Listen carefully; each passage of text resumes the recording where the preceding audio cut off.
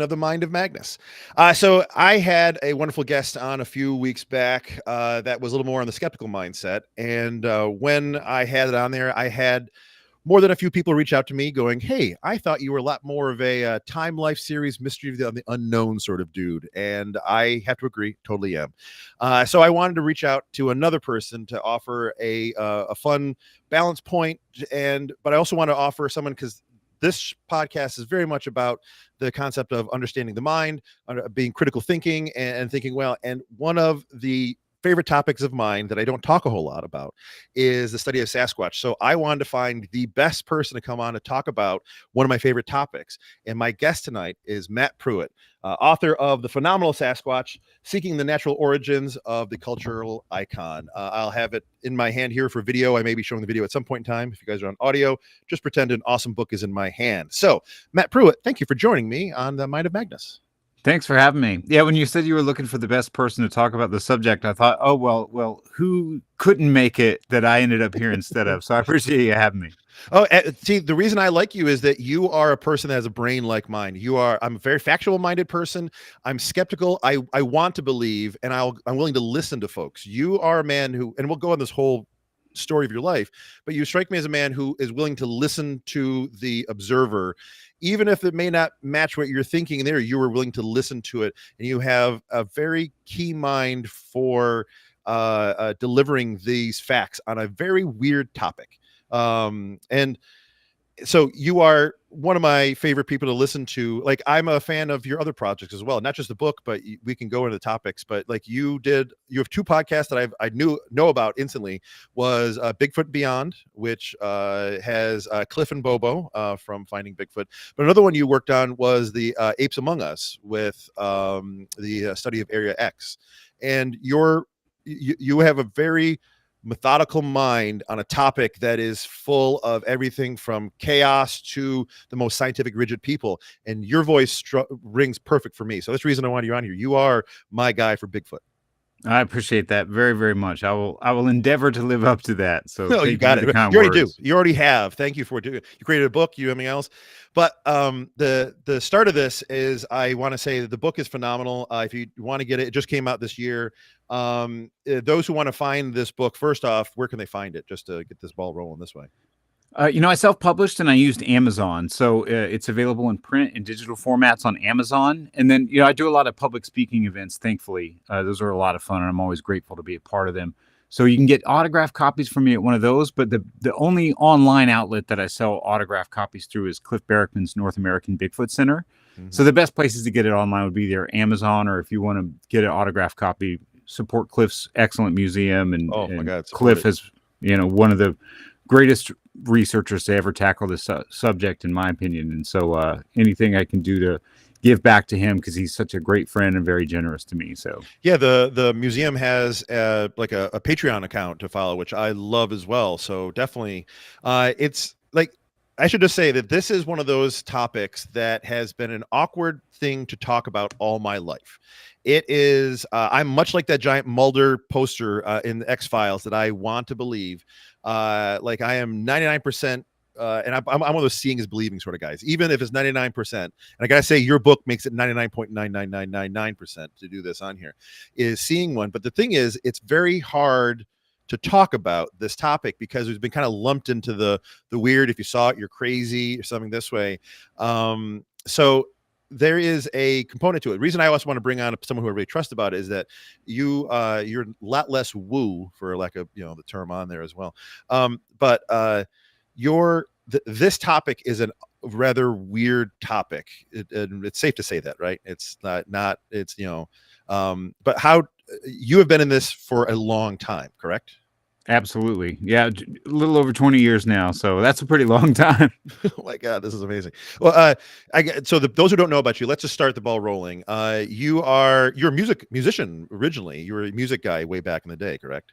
Absolutely. So that makes me supremely qualified to tackle, anthropological matters and biological matters and things of that nature. But no, I grew up in Southern Appalachia, Northeast Georgia, and played music primarily. I started playing bars and clubs when I was 15 in like the North Georgia area, and then Atlanta and Athens and some of these places. And pursued that semi-professionally and then professionally for a while.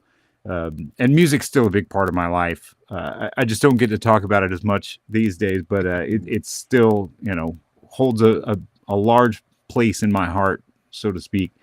But that's really what I grew up doing, was playing music. So that was in lieu of, education and things of that nature, which probably would have been helpful, but everything I've learned since then has been mostly like autodidactic. I read a lot and try to consume a lot of great quality materials and educate myself on these matters. But yeah, grew up a musician and still kind of lean that way, so to speak. Which is good. Cliff's a musician too. Like, he's a big music lover, right? Cliff Barracon? Absolutely. Yeah, there's a lot of musicians in this space and creatives like yourself. And people have asked me about that a lot.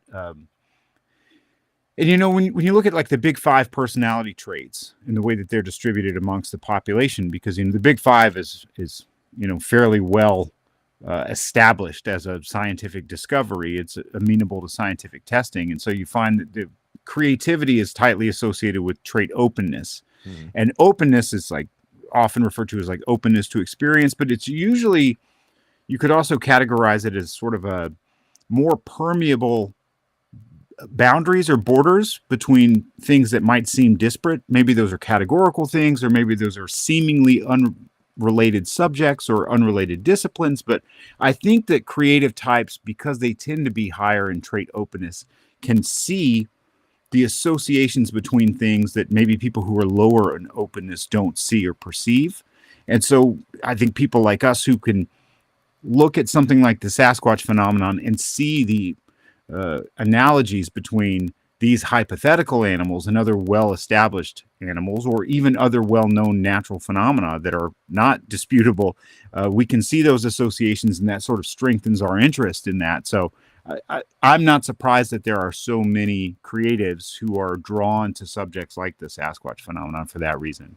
Very, very true. I fully think that a lot of the creatives I've known have been, but there is one thing there's a sentence I caught. I wanted to start off with a sentence that you mentioned in the book, that in this book, you say that you appreciate that this phenomenon is a paradigm shifting to the observer, but easily dismissible to the general public.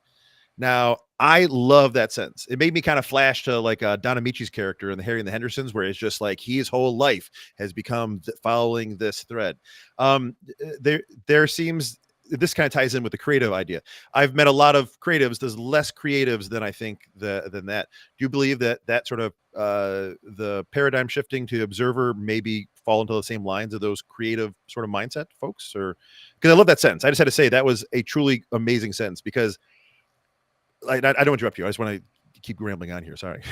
Well, I was trying to lay out in that section, a number of these sort of paradoxes that are easy to point out, and that people often point out as a sort of weapon against the potential reality, to say like, well, it's not possible because look how easily dismissible this is. Or, for example, if you looked at a map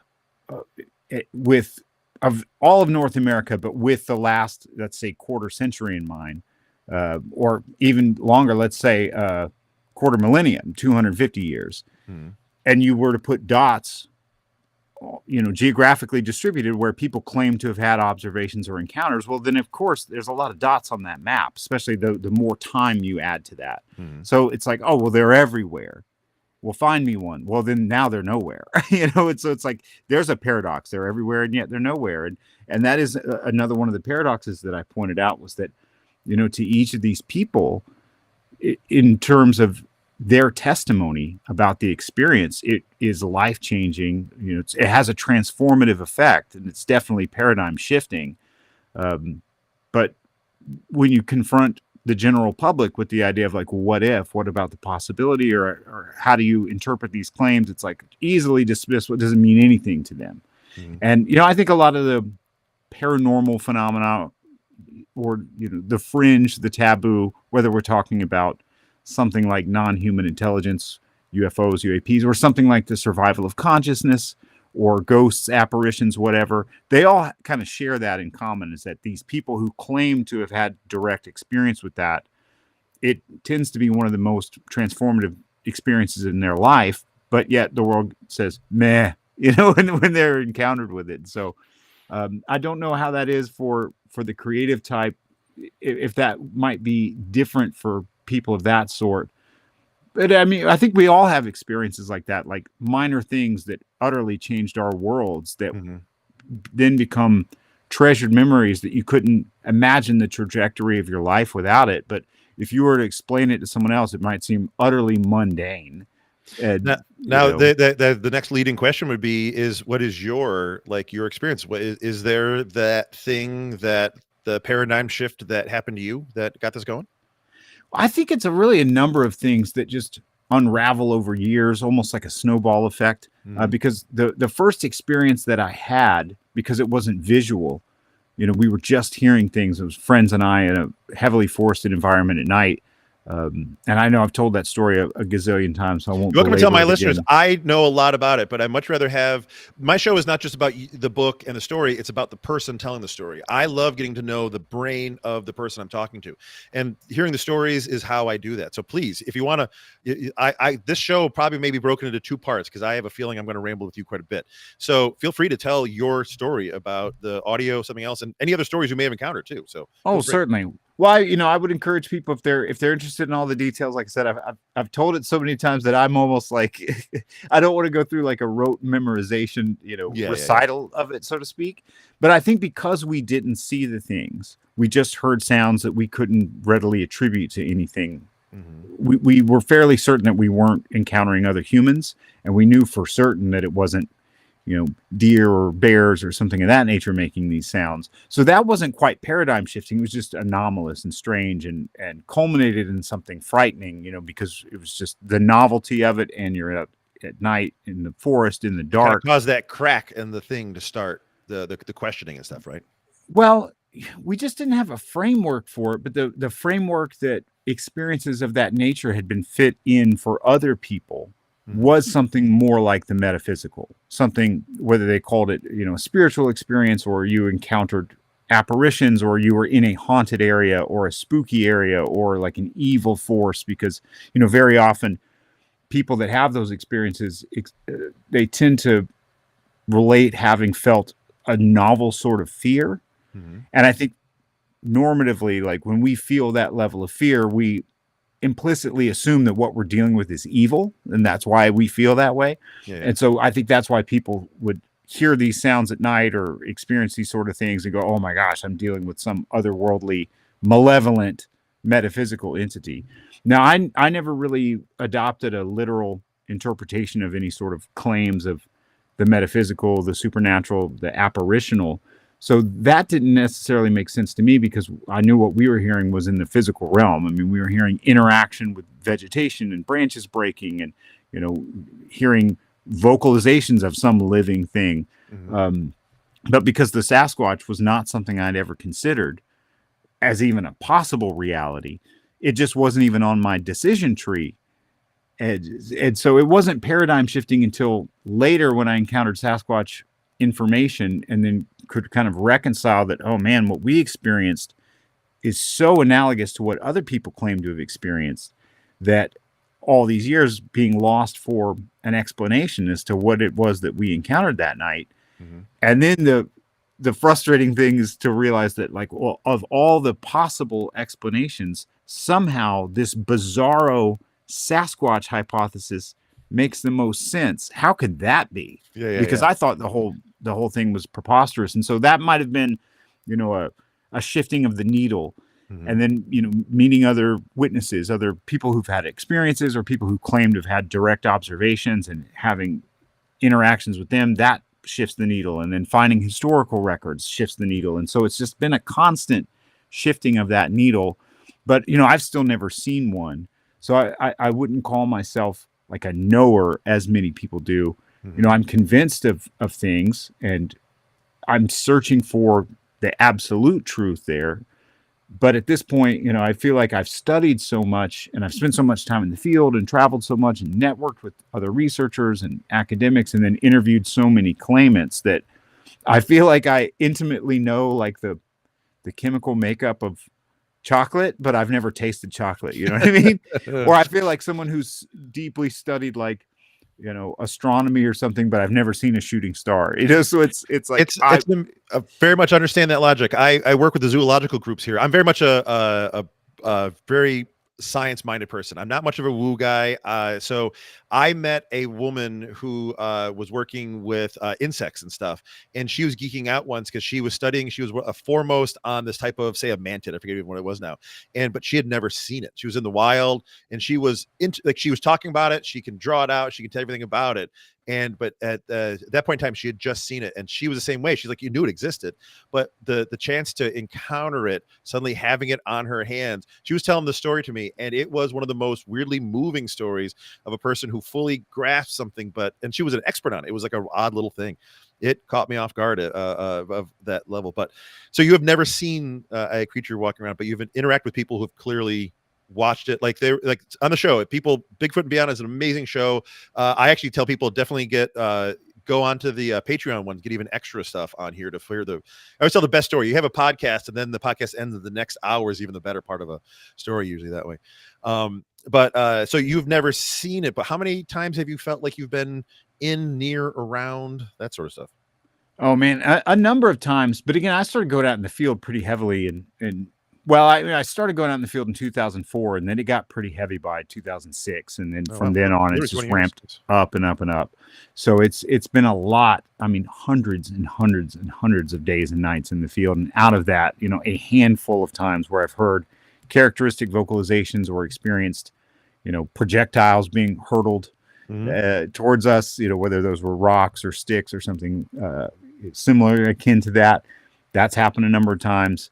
Other close encounters with very, very large, heavy animals that were making unique vocalizations, that were things that you would say could be like characteristic of the sounds that are attributed to Sasquatches. But again, I've never, having seen one, I find that just sort of an interesting fact too, because, the flip side, the skeptical argument is that, well, if no such animal species exist, then it has to all be within the human mind, unless we wanted to reach for something more extraordinary, like, oh, well, they're the ghosts of apes that used to exist, or they're extraterrestrials, or they're projected thought forms that manifest in physical reality. The laundry list of before I go the Tulpa route, let's exhaust the main stuff exactly there. But so if it is just simply some product of the human mind, it's like, well, why haven't I experienced that either? Especially despite wanting so badly to see one and acting. I mean, because when you're doing field research, you have to conduct yourself, according to a certain set of rules, or let's say at least axioms or propositions. And so one of the analogies that I use with people who want to understand what it is that we do in the field, it's like, well, first of all, you have to conduct yourself as if they exist. You have to behave as if they're real, because otherwise you've run the experiment incorrectly.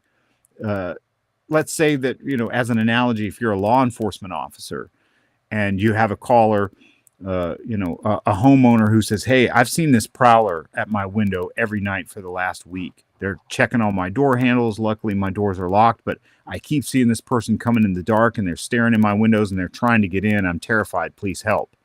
Well, if you go there in your cruiser and you park in the driveway and you leave the blue lights on and you sit there all night, do you think the prowler's going to come try the doors or look in the windows?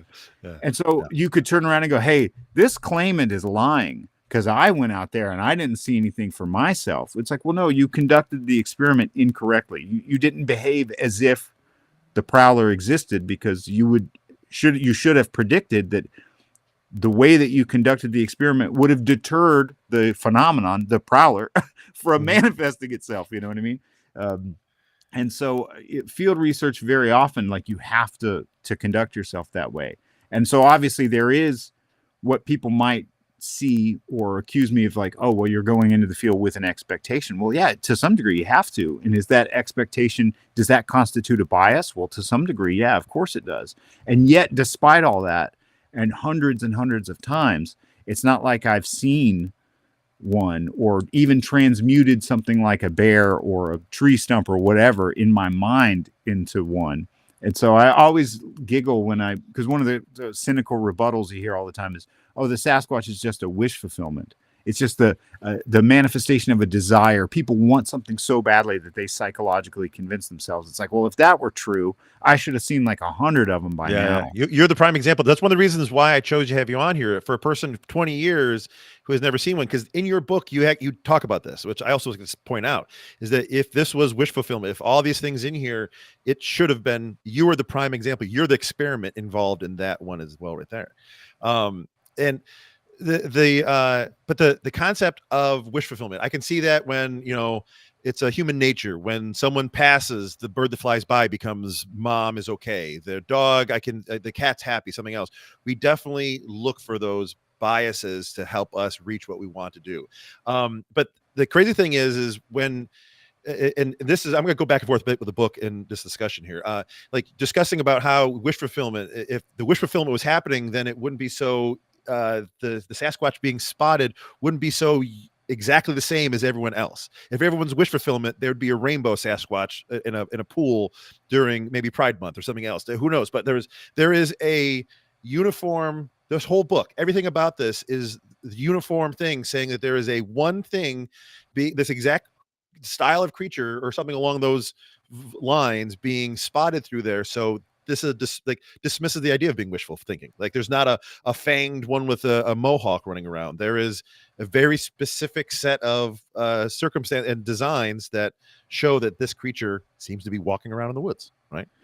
Yeah, and when you really dig into people's testimonies, and again, we're just dealing with claims at this point because there is no proof either way. There's no proof that such an animal exists, nor is there some sort of like repeatable proof that there is a portion of the human psyche that produces these images in any sort of like phenomenologically authentic way.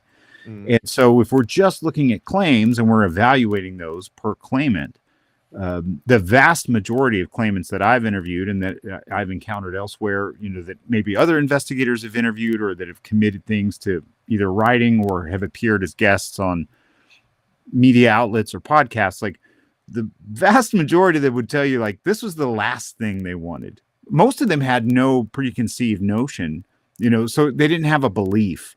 They didn't have even an inkling or a leaning towards the possible existence.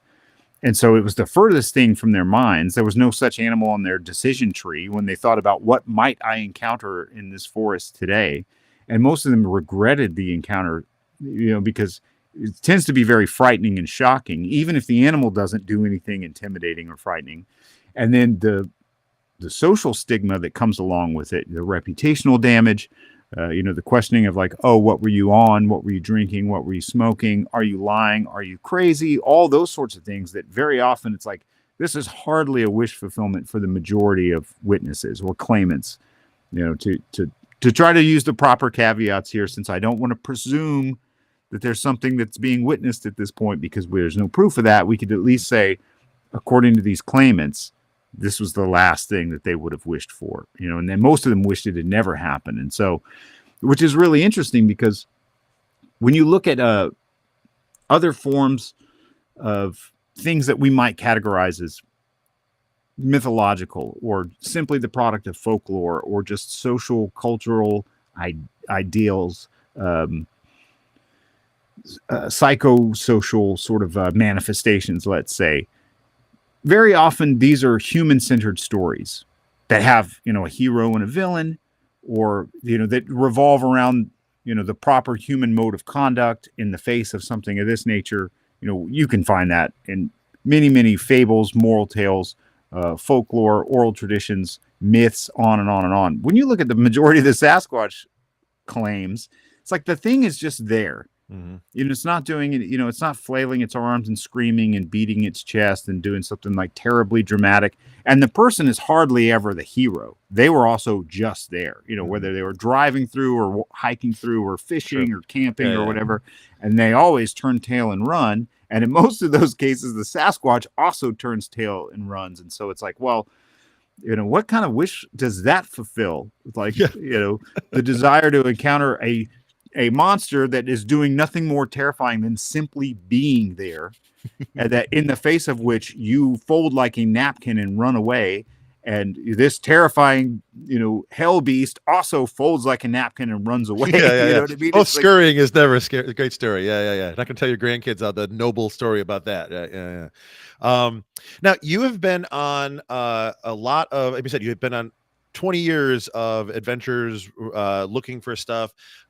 You were on one that I do want to bring up is because of it's especially in the scientific minded one, but the North American Wood Ape Conservancy. Can you just give a quick breakdown for those who may not know what that is? yeah, the North American Wood Ape Conservancy is a nonprofit organization that was originally the Texas Bigfoot Research Center and then became the Texas Bigfoot Research Conservancy, and then finally settled on the North American Wood Ape Conservancy as a moniker that is aimed at, providing irrefutable proof that the biological hypothesis is correct in terms of, what is responsible for the Sasquatch phenomenon. And so they'd been around for quite a long time, and I was aware of a number of their members throughout the years and had met people here and there who were associated with the group. And so I joined in 2016 and started going in the field there in 2017. And the area is called Area X, just by happenstance being called Area X. And this is is it not next? It's Oklahoma? Is it? Where is this one at? Yeah, their primary study site, they originally had 3 sites that they divided most of their time and effort into, X, Y, and Z. And it just so happened that X was the most productive. And that is in Southeast Oklahoma. Nice. Now, myself and a couple of other board members actually stepped away from the organization last summer. So I'm not involved with the organization any longer, but I still have many dear friends there and wish them all the best. And I met some amazing Collier. What's Daryl? Mm-hmm. Yeah. I actually crossed paths with him a while back. This is forever ago back. Very informative man, because he actually vocalized, because he is fine with the idea of like if he sees one, he'll bring it down to make a type. He was fine with shooting one. That was one of the conversations, if I remember right, he was talking about at that time. Yeah. This is a year back. I don't know how it was there, but it was neat because he was hanging out with other people, other science-minded folks, and he was one of those, like, he kind of paused and said it, then looked around, being like, "Am I going to get a lot of hate all of a sudden?" And but yeah, very informed people. The folks that I have interacted with or something else, he was one that. Yeah, they have, because they're again, that's truly a one where the focus is on the biological aspect of it. I am a true fan that this strikes me as there is plenty of case examples of the apes being in the history of the planet. This is nothing new. This animal doesn't stand out anything weird. Like, there's plenty of other weird woo things, like say Dog Man or something else, which I don't even go down that path usually, because the Sasquatch have a clearly, like, they have other ones very like it in our historical record. The bodies and fossils of things that have walked around very similar exist. It's not like a dragon or anything else that way. So I tend to drift myself towards, like I said, this book of yours and other ones, because there's a puzzle. I'm not a person there. Like, people, we have a book around here, the Quantum Sasquatch by I can't think of his name right now. Sorry. Ron Moorhead. Ron Moorhead. And we have a kind of a joke here that you can open the book up. And this is not a slight, I mean, he's an interesting guy, everything else, but we have a joke here that you open it up and it's like a Mad Lib. You just pick a random paragraph and read it out loud and just see what it sounds like. And there's a lot of folks that use an unknown word to describe an unknown thing. And I'm not portals. I don't even understand what a portal is. I mean, I love Stargate. That's a great storyline, but I don't like. I'm very much a person that loves facts, love history, love knowing what's going on and what the current parameters of our universe is. I try to explain it. I don't bring the woo and weird down to try to bring something that I truly feel that science doesn't disagree that there could be a thing this way forward. So, but yeah, that's what the NWAC AC is one of those things, much like all the projects you've been working on there too. In your I have actually a bunch of questions too that I may get through, but one of the things I want to say also in this book, there's a gold star to you that you have a Daniel Dennett quote in there your quotes, your chapter head in quotes. Well done, my God. Because Daniel Dennett, another guy I was fortunate to meet forever go back. He passed away this past year here. An amazing man. Had the honor to talk with him in Boston, just kind of briefly and stuff in there. But he's another person that was open to wonder, but would focus on the concept of, just let the data speak for itself. You're welcome to add a fun story to it. You're welcome to do anything in here, but allow the words and the information from these smart people to help steer the thread and thought. So, Let's see. Actually, I do have. Where's this? I have a great question. I'm scrolling through. I had to sort out a bunch of questions. I mentioned it, and I got more today too, which is comical in this one. I have a question that I think is you've never been asked before. Ready for this? I want to start this one off on here. Where is it? Megan wrote this one. Megan, she's a film festival here in Rochester, so this is the premise for it. Megan asks, if Bigfoot is officially found by science, do you think Hollywood needs to add them to the Planet of the Apes franchise? I think that would be a winning formula for right. sure. Yeah, I mean, who wouldn't want to see that? I Yeah. always wish that there would be some great Sasquatch film out of Hollywood, and we've never really gotten one of those as far as I'm concerned. I mean, I'm of the generation that, my first real exposure to the idea of Sasquatch through Hollywood would have been Harry and the Hendersons. Exactly. And it's a fun movie, and you referenced it earlier, the character that's sort of like loosely a combination of Green and Krantz, and then you have the character that's sort of loosely Byrne and DeHinden, so I really love that dichotomy of those two characters and how he's sort of encapsulating the four horsemen, but rather than being four characters, like combining them into one apiece and having these two sort of yin and yang, and then they do kind of merge at the end and everything works out great. Of course, but that works. I would love to see, a great Hollywood Sasquatch film. And there's so many cases that I think might be turned into good stories, and even like good fictional books, because I don't read much Sasquatch fiction, but every once in a while someone will gift me something. And I'm like, oh, okay, I'll read it. And I remember a few years ago, I read a book by a guy named Eric Pins called Cryptid. And it was very, very good. It's a great Sasquatch book. It's a lot of fun. And I was like, man, that would make an awesome film. So if we got Sasquatch, then it seems too much like a, as a lifelong Incredible Hulk fan, I feel like the MCU has not treated us Hulk fans very well. No. Due to a lot of like licensing and legal rights. So we only get Hulk in bits and pieces as like an ensemble character. And so, yeah, I think the Sasquatch could work as part of the ensemble cast of Planet of the Apes, but I think he's deserving of his own franchise for sure, or its own franchise. Very good. That's awesome. Do you actually how the media that's actually a good lead in here into the idea dealing with we have there wasn't a whole lot of TV shows. There was like Finding Bigfoot and a few of those in here, but the podcasts and the universe of podcasts have really seemed to leaned into there's a collection of people who truly love the Sasquatch in podcast form. How do you feel that the social, and actually there's a really great question here. This came from Rich Redding, Rochester, awesome dude. He works in the community here in Rochester, phenomenal guy, community place. To what extent, both currently and historically, do you think pop culture has on incidents of Sasquatch sightings? Do like early newspaper articles of a hairy wild man influence more people to come forward, more hoaxes, more misidentification? And then he was like, same with the PG film, $6 Million Man, movies and thing else. Where do you feel that the pop culture and media sides, where do you feel like movies and that? Oh, well, everything has a cost and a benefit. Right. And so I think we could easily stack up both for any one of those particular topics. Like when it comes to, if we just went chronologically, I think when it comes to those older historical accounts, let's say like pre-1900, I don't know how many of those got circulated very widely. Here and there, something might get regional circulation in more than one media outlet, more than one paper, let's say. But for the most part, I think they were just local news for local readers. So I don't necessarily know that some of these sightings that might have occurred, let's say in the Pacific Northwest, would have had any influence on people in Appalachia just because they weren't being distributed that far. Those stories weren't being disseminated, or those claims. And it might have had some impact on other locals. I think for the most part, because these, if the Sasquatch exists, they, what we could infer would be something, very rare animals that primarily inhabit pretty rugged terrain, that have large home ranges, that are pretty mobile in those home ranges. So if we went further back in time when these populations are much smaller, populations of humans, that is, in these places, there probably weren't very many people per generation that were having very clear sightings in any given, county or around a given township or something of that nature.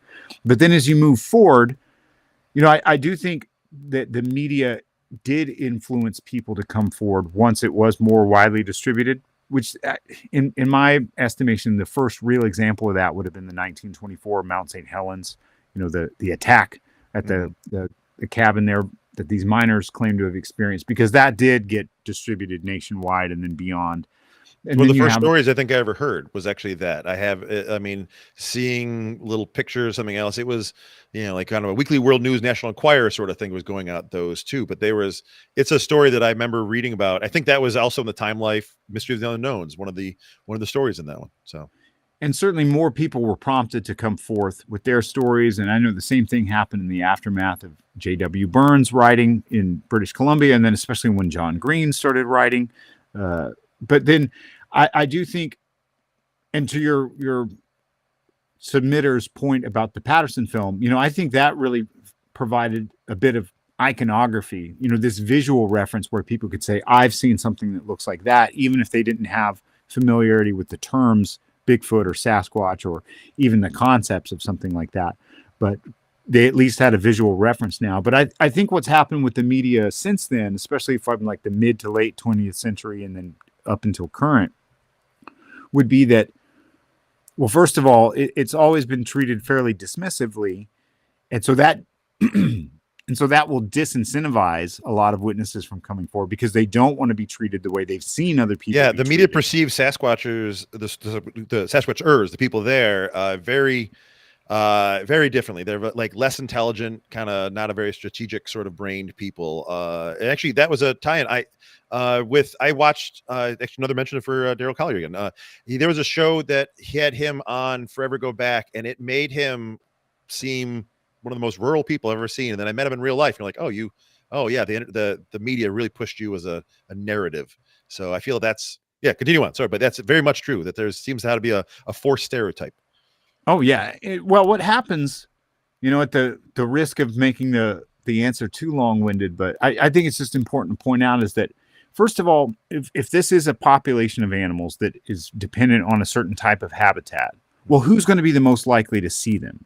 It's going to be people that live or work in that habitat, right? Mm-hmm. Because let's say Southern Appalachia, again, for example, like, yes, there are people from Atlanta and Charlotte and Knoxville and these other, metropolitan areas who do occasionally venture into the mountains, for recreation and, again, hiking, camping, hunting, fishing, driving around, whatever the case may be. But, statistically, they're not as likely to spot the wildlife than if they live there with their eyes and ears open, all day, every day for many years on end. And it just so happens to be the case. And I'll talk about Southern Appalachia because I'm from there.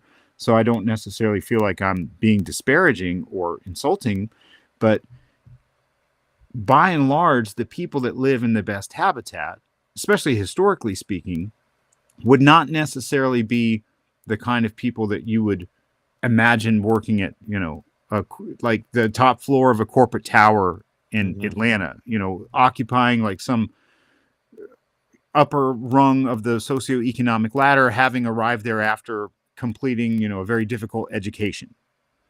And so they have a certain set of mannerisms and a certain way of speaking, and they adopt a certain dialect that's regional, etc. And so people look at them, or the public, let's say, looks at them and they think, oh, Joe Sixpack who, saw a crazy campfire monster in the holler behind their house. And it's a very frustrating thing. And so I think those people get highlighted by the media because they tend to be zany or they tend to be entertaining, or I've heard people refer to it as, I didn't coin this word, so it is disparaging, but I understand it. They call it pornography, like the exploitation of people from, again, the lower rungs of the socioeconomic ladder for other people to look at and go, oh, look at what the poor folks believe in, or what the poor folks claim they saw this week. And so what ends up happening as a consequence of that is, first of all, those people get just crushed by the way they're represented and then the way they're treated by the public. But then I've met so many people who do occupy these like upper rungs and higher echelons of whether it's academia or the professional world or medical fields or the military or law enforcement, hyper articulate people, hyper educated people who also have sightings. And I think, man, you should really come forward to the public with this. They're willing to tell me in confidence, and they'll say, no, I don't want to be associated with Joe Sixpack. I'm like, yeah, but that's the problem, because Joe Sixpack needs your help, because maybe Joe Sixpack is not lying. And it just so happens that there's more of the quote unquote rural types because they live in the right place. Yeah, exactly. If you need to be in the right place at the right time to spot a rare animal, Mm-hmm. well, one way to solve that is to be in the right general area all the time. And so, of course, those are the people. And in my experience, because again, growing up there and interviewing many of these people, they tend to be hyper educated about the natural world. So Yeah, if they're they well tell you, informed on that. Yeah, yeah. I'm a farm kid. I get it. Like I fully. But continue on. Sorry. but yeah, if they tell you something's out of place or something was unusual or something couldn't be readily attributed to a more mundane animal, then you should take it to the bank, because the inverse happens with the city slicker types, the urbanites who go out into the woods and they've never really paid attention to the natural world much. And so they hear barred owl territorial dispute sounds for the first time. And if you've ever heard that, they sound like primates. Mm-hmm. When two barred owls start disputing, yeah.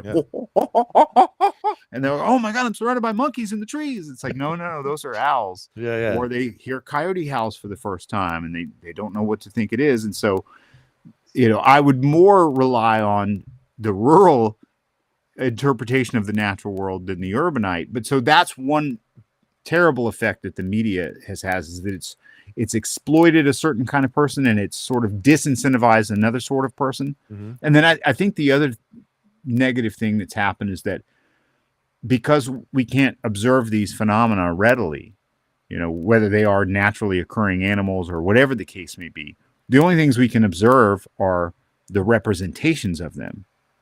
And so, when you think Sasquatch, like, you can't picture a Sasquatch in your mind unless you've seen one. So you think of, well, which are you picturing? Harry from Harry and the Hendersons? Are you picturing the Jack Lynx Sasquatch from those commercials? Are you picturing the schlocky suits of In Search of or Mysterious Monsters? And so some amalgam of those is what most people think of. And so, of course, it's schlocky and ridiculous and preposterous and silly. So they're like, oh, you believe in that crap? Because what they're conjuring up is the media's representation of what people claim to have seen. And so in that way, the media sort of tarnishes any consideration, which is why I probably go to such great lengths in interviews and in the book to say, no, like, we need to destigmatize this and demystify it a bit. And like, I'm not defending the existence of Harry from Harry and the Hendersons. I'm saying, like, maybe surviving members of this Asian ape lineage are still around, or something that's more akin to one of the known great apes, whether extant, still alive, or extinct, something of that nature. And so, but it obviously, too, with things like Finding Bigfoot, have brought so many more people out of the woodwork with their stories. And it's made so many of the general public more interested and more sympathetic.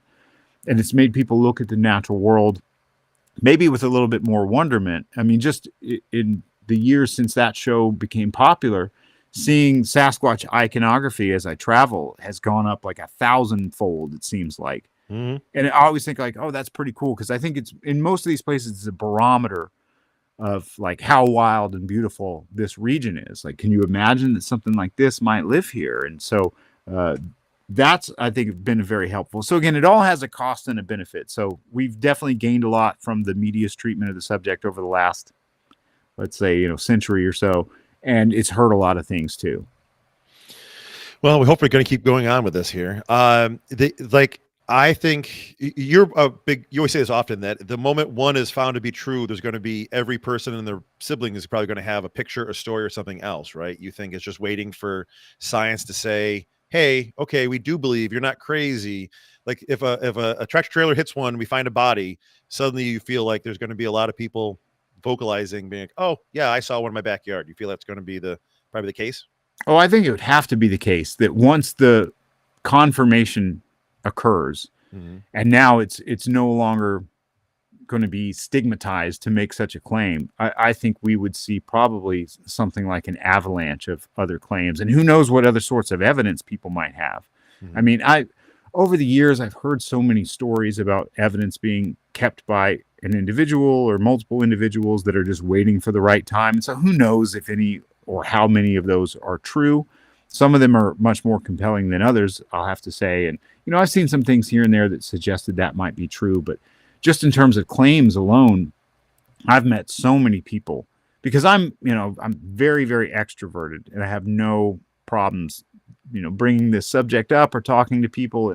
and not at. Well, I see that mean, tattoo. You can see like that arm of yours. So clearly there must be, you have on your forearm, you have a shape there. So you must be like, hey, you want to talk about something you probably could bring up quickly, I guess, right? Well, this is fairly newer too. I've only had this for about 5 years, but even before that, when I talking to people, whether it was through playing music or through jobs that I had at work or meeting friends of friends, if I could find out that somebody spent, a good amount of time in the outdoors, I would find a way to, and it might be just as simple as asking like, hey, can I ask you something? Like, have you ever heard any good Bigfoot stories?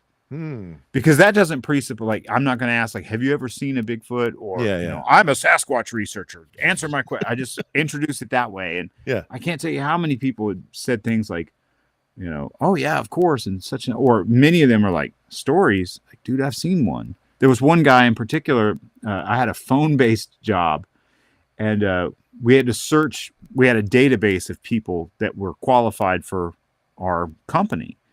And the database was searchable by a whole host of fields, and we could search however we wanted. And so I would search by zip codes of my favorite squatchy spots, So I got this guy on the phone. I appreciate your brain, Matt Pruitt. Just pause for a second. I got to appreciate that's what your thought was like. I have this useful tools here.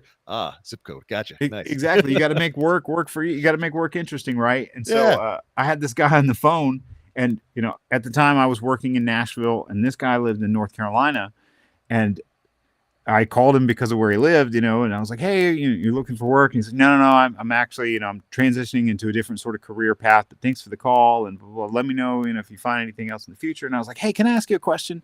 I said, you ever heard any good Bigfoot stories being from out there? And he said, I'll never forget the way he said, dude, that shit's not funny. Wow. And I said, sir, I promise you won't find anybody who takes it more seriously than I do. Nice. And then his second question, he was like, you ever heard of a town called Helen, Georgia, which is my hometown, And I was like, why, yes, I have, Oh my God. And he told me about this sighting that he had very near there, that it had occurred actually in the 1980s. And I was having this phone conversation with him in 2017. And things like that. I mean, I've got a laundry list of direct reports that I've taken through means like that. And I always ask these people, like, were you ever compelled to report this to local media or, Sasquatch researchers or law enforcement authorities, Fish and Game, whatever the case may be? And the answer is almost always no. And I've had people tell me like, oh man, I'm going to tell you something I've only ever told my wife and my father, or I'm going to tell you something I've never told anyone. I didn't even tell my hunting partner because I didn't think they'd believe me. And so that's just what I've accumulated in, 20 years of asking people the right questions. And so if it's indicative of just how many people out there might have also had sightings and encounters, that will never tell anyone unless or until it's socially permitted to do so without, having hand waving or eye rolls or exasperated sighs, that kind of thing. So who knows? But I would expect, again, if these animals exist, then many more people have seen them or encountered them than we might suspect. Awesome answer. My gosh. And perfect. My God. You're also a person that doesn't just believe that Sasquatch, like, so you have a understanding of Sasquatch, but in a talk way back, you mentioned, I'm gonna bring up this topic because this is a topic very specific to my interest. You have an take on the Almas and Almasty in Asia, right? Are you the one that you mentioned that you think that it may have not a Sasquatch connection, correct? It may be another. Yeah. Well, yeah, I mean, I would follow the line of thought that Ivan T. Sanderson first proposed in his excellent book, which is one of my top 5 favorites, Abominable Snowman Legend Come to Life, which was published in 1961. And it still holds up pretty well. And there's some antiquated language in there because we've learned so much more anthropologically since then. And there's been some cultural shifts as well. But by and large, his information on the mystery apes is, I think, excellent. And the amount of work that he did and the information he gathered and the way that he presents it. But yeah, he sort of posited that, like, on a global scale, which really is just restricted to just a number of continents. It's not everywhere on the world. It's not every single continent. It's not widely distributed on every continent, but he posited these 4 types. Is that first you have these very small, diminutive mystery apes or diminutive hominoids like the orang pendek, in Indonesia and some of these, island chains. And then you have what he called the neo giants, which are like the Sasquatch, significantly larger than a human, habitually upright. The Sasquatch, the Yeren of China, the Migoi of Bhutan, etc. And then there was something that he called, I think, subhominids that he thought were more like quadrupedal, more like the existing great apes, more like gorillas, chimps, orangs, in other parts of Asia that are occasionally referred to as the Yeti. And then another type that were, I think he called subhumans, but that were much more man-like. And that would include the Barmanu of the Hindu Kush region, like Pakistan, Afghanistan border, the Almasti of Russia, Mongolia, over into the Caucasus, etc. And at some point in time, these four types, I think because of the catchy power of a word like Bigfoot, because it first of all, it's goofy and silly and it's very memorable and it's super simple. Everything becomes Bigfoot. Like, oh, the orang pendek is Sumatra's Bigfoot. Like, well, no, they're about like 4 feet tall. Yeah. And oh, the Almas is Russia or Mongolia's Bigfoot. It's like, no, because what people describe there is much more man-sized and man-like. Like they do seem to have a visible constriction at the neck, like humans do, whereas Sasquatches have like no visible constriction at the neck and extraordinarily broad shoulders and disproportionately longer arms, whereas the Barmanu, the Almas, the Almasti are much more like a human with a covering of hair. Rather than like a massive hulking non-human ape. And so Paul Bowman Jr., who's on the board of directors and a member of the North American Wood Ape Conservancy, he's also an anthropologist. And so he's, I think, probably the contemporary researcher who's the most focused on that. Because in the early days, like the 50s and the 60s, and that like mid to late 20th century, there were a number of Russian investigators. They called themselves hominologists, and it would be Boris Porshnev, and Dmitry Bayanov, and Igor Burtsev. And then there were others like Marie Jean Kaufman. There was a guy named Jordy McGrainer who moved to the Hindu Kush and studied the Barmanu claims and history there. But yeah, for some reason, even just a few years ago, one of Boris Porshnev's books that was never translated into English, that's about the Almas, the Almasti, just got translated and printed in English. And what they call it? The Soviet Sasquatch. So I'm like, oh, you've muddied the waters yet again. So while they all might be mystery apes, it's sort of like, well, a cougar is not a tiger, is not a lion, is not a jaguar, is not a cheetah. They're all big cats, but you can't say like, oh yeah, they're all different tigers. Like, no, they're not. Just if there's anything to these mystery apes, well, they're not all Sasquatches and they're not all Bigfoots. You have these variations that are hyper interesting too, because where they radiate out of in Asia, the neogiants, for example, happen to be where we found Gigantopithecus fossils, the largest ape that ever lived. And then where you have these diminutive hominids in the island chain happen to be where you find Homo floresiensis. Like, isn't that weird? And then where you have the claims of these man-like things happen to be where the Neanderthals and the Denisovans occur. And so they all have their sort of corresponding fossil record, even though the claims or the legends, the lore predates the discovery of such fossils. North America being the exception, because we don't have the bones of non-human apes in North America that have been recovered yet, hopefully. Fingers crossed. There is an odd gap in the North American. This is a slight off tangent. I wasn't even going to mention it, but there is definitely some questions why there's some odd gaps in North American stuff. You ever read the Younger Dryas impact theories, those sort of things? Have you ever read any of those sort of storylines? I've heard a lot of people discuss it and sort of debating the evidence for it in terms of not only craters and other like earth features that seem to be indicative of that, but also those layers of, I guess, where there was extreme heat at times, it produced something like a glass as it melts rock or sand or something of that nature. So I'm not super familiar with it, but so yeah, the only reason I bring that up is I had a discussion a while back. Actually, one of the guests I'm going to be having on was talking about the lack of things happening in North America. And is like we are unfortunately a very intelligent species that are sitting on a thing that there was a wipeout. Something happened that made we lost a lot of data, and we're rushing to try to make some of the stuff up. So I always was generally curious if you had any top understanding on that or something there. But yeah, so do you think that the Almasty would, like I said, that's Denisovan, that's Neanderthal sort of area. Do you feel that that is, much more on those four types of things? You feel like that's those reports maybe fall into last remaining Neanderthal concepts, or what do you think? I think that's very plausible.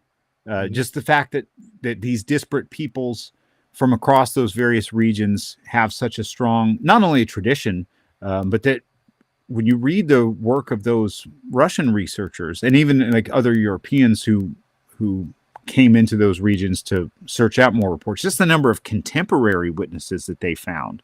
So it wasn't necessarily just all like the perpetuation of some old folklore, but they were meeting people who claimed to have in their lifetime had sightings. And if you go to Jeff Meldrum's, he does an online scholarly journal through the Idaho State University's website that he calls the Relict Hominoid Inquiry.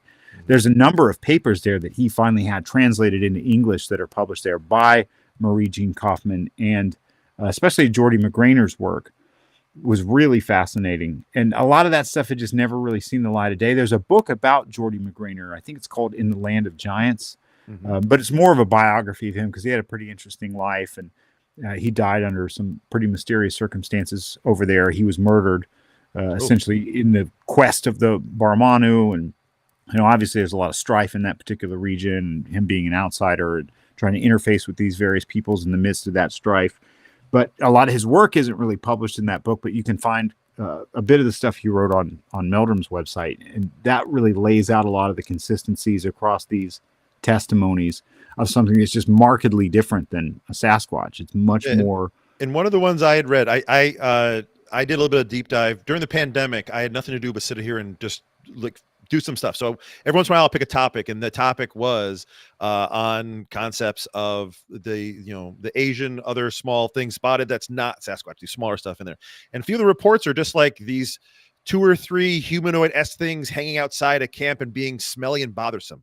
Like they're there. They weren't like, oh my God, it was like mythical or some sort of crazy thing. It was like, yeah, these annoying things are out bothering us. We don't know. They're bothering our food. And like there was one that had a story. It was like a male and 2 females. I don't know the whole thing. And it seemed like it was just like they were there for a day. They were like hanging out. They were like something. Clearly, it was not a fancy fairy tale, but more of a story of like, what are these things? Right. So it seems that's I enjoy seeing, and I enjoy those. That tends to be the credence for me. Like that tends to be a lot more like, it's not a very good story. Why would you tell the story? Well, it's probably a true story then. If it's not, doesn't make you feel better, make you sound better, it's got to be some sort of factual thing behind it. So, oh yeah, the mundane ones I think are fascinating, and most of the Sasquatch sightings, like I said, are pretty mundane because when you think about what people could imagine if the Sasquatch is entirely imaginary, it's like, well, it's pretty amazing what they don't imagine. They don't certain behaviors or characteristics. Like, why aren't there any 2-headed ones or ones with 4 arms or wings or shooting laser beams out of their eyes or whatever the case may be? It's like what they describe is pretty mundane, and it's the same is true of the Almasty, the Barmanu. I would bring that one up is because I actually go. I do have a bit of. I joined a friend of mine has a cabin on the PA border that I actually will go to, and I said I go to camp and have fun with an eye. I'm not a person that's going to go research something else. I'm going to try to have a good time and keep an eye out for it. But the reason I do it, so my area is between the Allegheny State Park and the Hammersley Wild area in PA, but it's actually called Alma Hill. So there actually was a Russian folks in there, and like there's no reason why it's described that. You just call it Alma Hill on there, and there's in the neighborhood there actually was some Germans and everything else, but there was Russians that had moved in at one point on there as well, which lends that credence of like where Devil Canyon or Ape Canyon or wherever it is named after, somehow they get these names from. So definitely kept me going that way. So we are coming up on an hour right now. Do you want to hang around and talk? I got a couple more questions. Are you still down? Certainly. Awesome. So one of the questions I really wanted to bring up, and this is from, I don't even know why they asked it, but I think it may tie in. Do you think there's a kangaroo issue in the United States? Do you think we have kangaroo problems in the United States?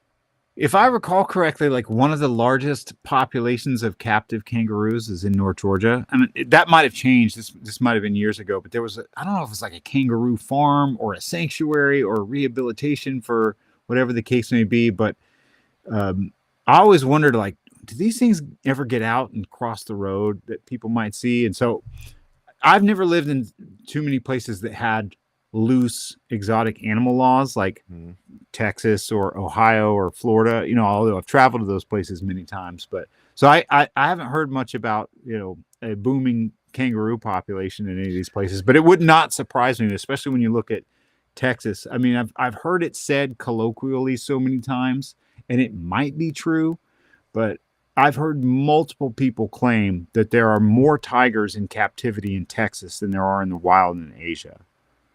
That's so scary and sad all in rolled one.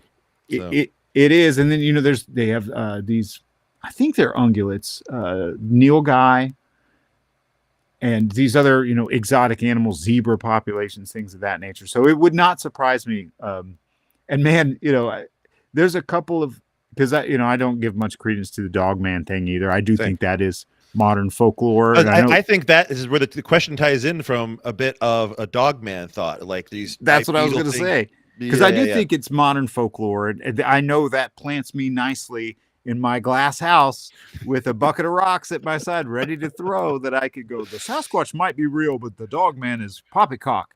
But well, if the rocks were the ones that the rocks are the ones that Sasquatch tossed at you, you put them in the bucket. That's the exactly. Yeah, gotcha. But every once in a while, someone will be like, "Oh, you got to listen to this podcast," and most of them are nonsense. But then, so I've heard a few people's dog man claims, but then every once in a while, I'll see a kangaroo video, and I'm like, that looks more like what people claim to see than some werewolf type thing. So maybe there is some real impetus where like the errant escapee kangaroo peeks in somebody's window or claws at their door, and that becomes the local dogman legend. Who knows? But it'd be fun to see.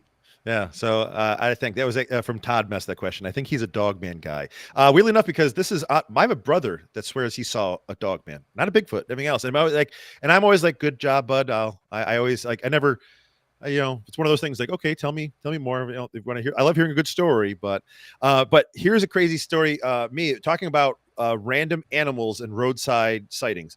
This takes place right after one of the Jurassic Park movies is happening. Jurassic Park 1 or 2, wherever it is.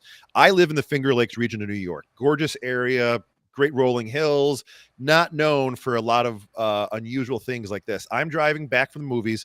It is a foggy night, and ahead of me, late at night, what runs across the road in front of me is I can describe it as a velociraptor. It is a bipedal thing running through, like just runs across, and I see it clear as day, runs across there. I don't tell anyone about it because I'm like, it was foggy. I saw it run across, everything else. So next day or two later, all of a sudden my mom's talking to me. She's like, hey, do you hear the neighbor their emus got out? And if I had not heard that, there was a day of me being like, I just came from Jurassic Park, so I was okay. I'm primed to be looking at something. It wasn't a turkey. I know turkeys. I turkey hunted all my life and stuff. But I clearly saw a large bipedal thing sprint across and run in the corn. Like it moved the corn as it ran through. It was as big as the corn. And for a hot second, but this is my brain. I finally had to ask around, being like, so anything weird in the news around here? Something else that way? And there was there was two of them that got out. And this is late 90s, early 2000s, I think, whatever the movie was. Quite literally, one got hit by a car, but the second one lasted for 6 months in Western New York. It survived something else. And you should see the reports that happened that everyone's like, oh my God, there was some sort of thing running out. And it avoided capture just fine. Actually, a hunter finally killed it. People asked, like, listen, it's a crazy bird. It may bother an animal. It's strong enough to kill a cat or dog. Be careful on it. But I myself, for a day in my life, I'm like, did I just see a dinosaur run past in the fog at 11 o'clock at night? So the idea of having a random animal out there is a true thing. So, and we have an unusual, don't get me wrong, we have some unusual animals. Like where my family farm is, we're not known for having mountain lions in our area, but my brother and I clearly saw one. My dad saw one 20 years ago in the exact same spot. We saw one running. It was being chased by a pack of wild dogs. Oddly enough, how we saw it. If I tell people that, they're like, Oh, and actually, this is how dumb I am. We see it driving as the way the road is kind of an odd curve. We see this thing running up the hill. Clearly, a big cat, tail going, and it's a full. It's not a little cat. It's a full size cat. We pull in with a car. I jump out with a camcorder and run after it. This is how dumb I am. But actually, I have to digitize it here. But I actually have pictures of the feet and everything else. But telling people that, like, it's funny. I was telling someone that, like, oh, we saw this cat, and we actually lost calves on the farm. One of the calves, we have coyotes and everything else, but one of the calves we had was caught on the upper area of a fence. It got caught on the barbed wire. So that usually a sign if it's a cat, because a cat will grab it and run and jump over, versus dogs will tend to run and wolves will go underneath fences. Oddly enough, that's one of the things I was told once by a large cat specialist at the zoo. But so we had seen odd large cats around there, and it was funny. One day we're sitting there talking about large cats, being like, yeah, I saw it, I swear I 100% saw it. And it was really dark at night, and my brother goes, yeah, it was like a really black big cat. And the moment when they said black big cat, they're like, well, there's no such thing as a black cat, they've never seen it in science, and dismissed the entire story because of it. And I'm like, it was just a dark animal running quickly, running along the whole hedgerow. We watched it for literally enough time that we pulled ahead of it. We got ahead of it on a car and ran up into that way. Mm-hmm. But just exotic, weird animals, kind of out of place animals, something that way. But it's funny how the story kind of goes. The kind of weird thing is like, okay, a mountain lion, understandable. Oh, well, you see a large black cat. Well, that's just fool. And that was quick to be dismissed. The moment that happened, you're like, here you go. This is, so the way the humans work, we're very quick to dismiss the things, fast to dismiss. So, oh, absolutely, and so much of that is context dependent. It's funny because when you interview a lot of witnesses, the consistencies not only of what they saw but how they experienced what they saw. One of the things you hear the most often is that they spent the first few moments, which tend to be the only moments during the sighting, because Sasquatch sightings, the thing usually bolts pretty quickly. They spend those first few moments thinking, like, what am I seeing? What is that? What is that? Because it sort of breaks a number of categories. Like, you can kind of halfway fit it. Well, it's kind of like a person. It's nothing like a person. It's kind of like an animal, but it's not like any animal I've ever seen. And the confusion that occurs is part of that. And so, and this is like you talk about in the book, like the witness cascade system failures, right? It's like absolutely the whole, right. So, and I've experienced that. The last time I experienced it was so funny.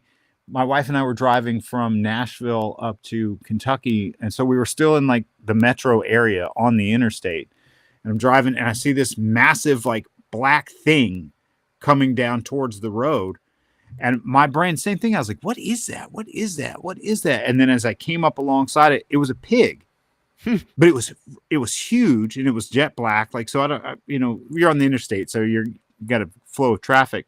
So, we don't have wild hogs here like you do in Appalachia, but certainly people own pigs, and then domesticated pigs are sexually compatible with wild hogs, and you get feral pigs, etc. So, and I realized like it was so confusing because I did not expect to see a pig on the interstate.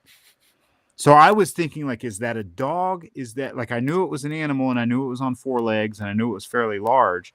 But I was like, Rolodex quickly as fast as you can. If I had been in a rural area where I was seeing barns and those sorts of things and seen the same thing, I'd have been like, is that a pig? You know what I mean? Like, so it is really context dependent. And it's funny because there were some vocalizations that the NAWAC recorded.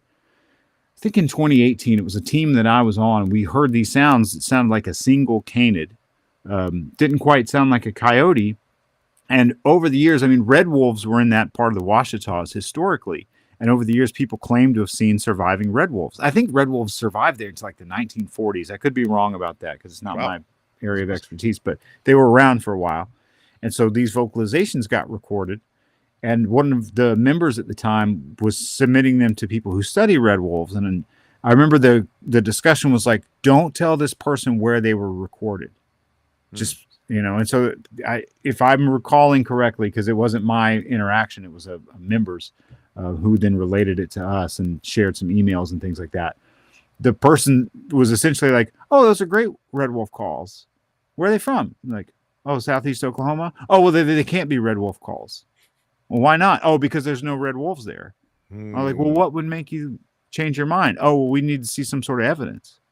It's like, well, here it is. Like, oh, but it You're can't be red. welcome. Yeah. It can't be red wolf. So like on its face, it's like, oh, that has to be it. And then the context shifts just a little bit, just from, because the surviving populations are mostly in eastern North Carolina. Mm-hmm. So you say, oh, this is in southeast Oklahoma. Oh, no, well, it can't be. No matter how good it sounds, it can't be red wolf vocalizations. And so I think a lot of us are that context dependent where, without knowing where we are, so to speak, we can't make sense of what we're seeing. Very true. And like I said, we're quick to dismiss, like you said, that the quote we said originally with it. A lot of people, the greater community will definitely quick to dismiss some of this stuff in here. You say you do a lot of talks and do a lot of you go to speaking events and stuff. Do you have one coming up that you're looking forward to, or you want to talk about? The closest one in time, I don't know if this will come out before that or not. So I'm speaking in Ocala, Florida at the Great Florida Bigfoot Conference on Saturday, June the 8th. Oh wow, that's a week and a half from now. Yeah, like next. Yeah. So I don't know if this is coming out by then. So if it may be sooner, because I've been very excited about this, so I may put it out pretty quick. Who knows? So very cool. And then the next one after that is going to be, I will be on this researcher roundtable panel at the Great Smoky Mountain Bigfoot Conference, which is in Gatlinburg, Tennessee, and that's going to be on July 27th.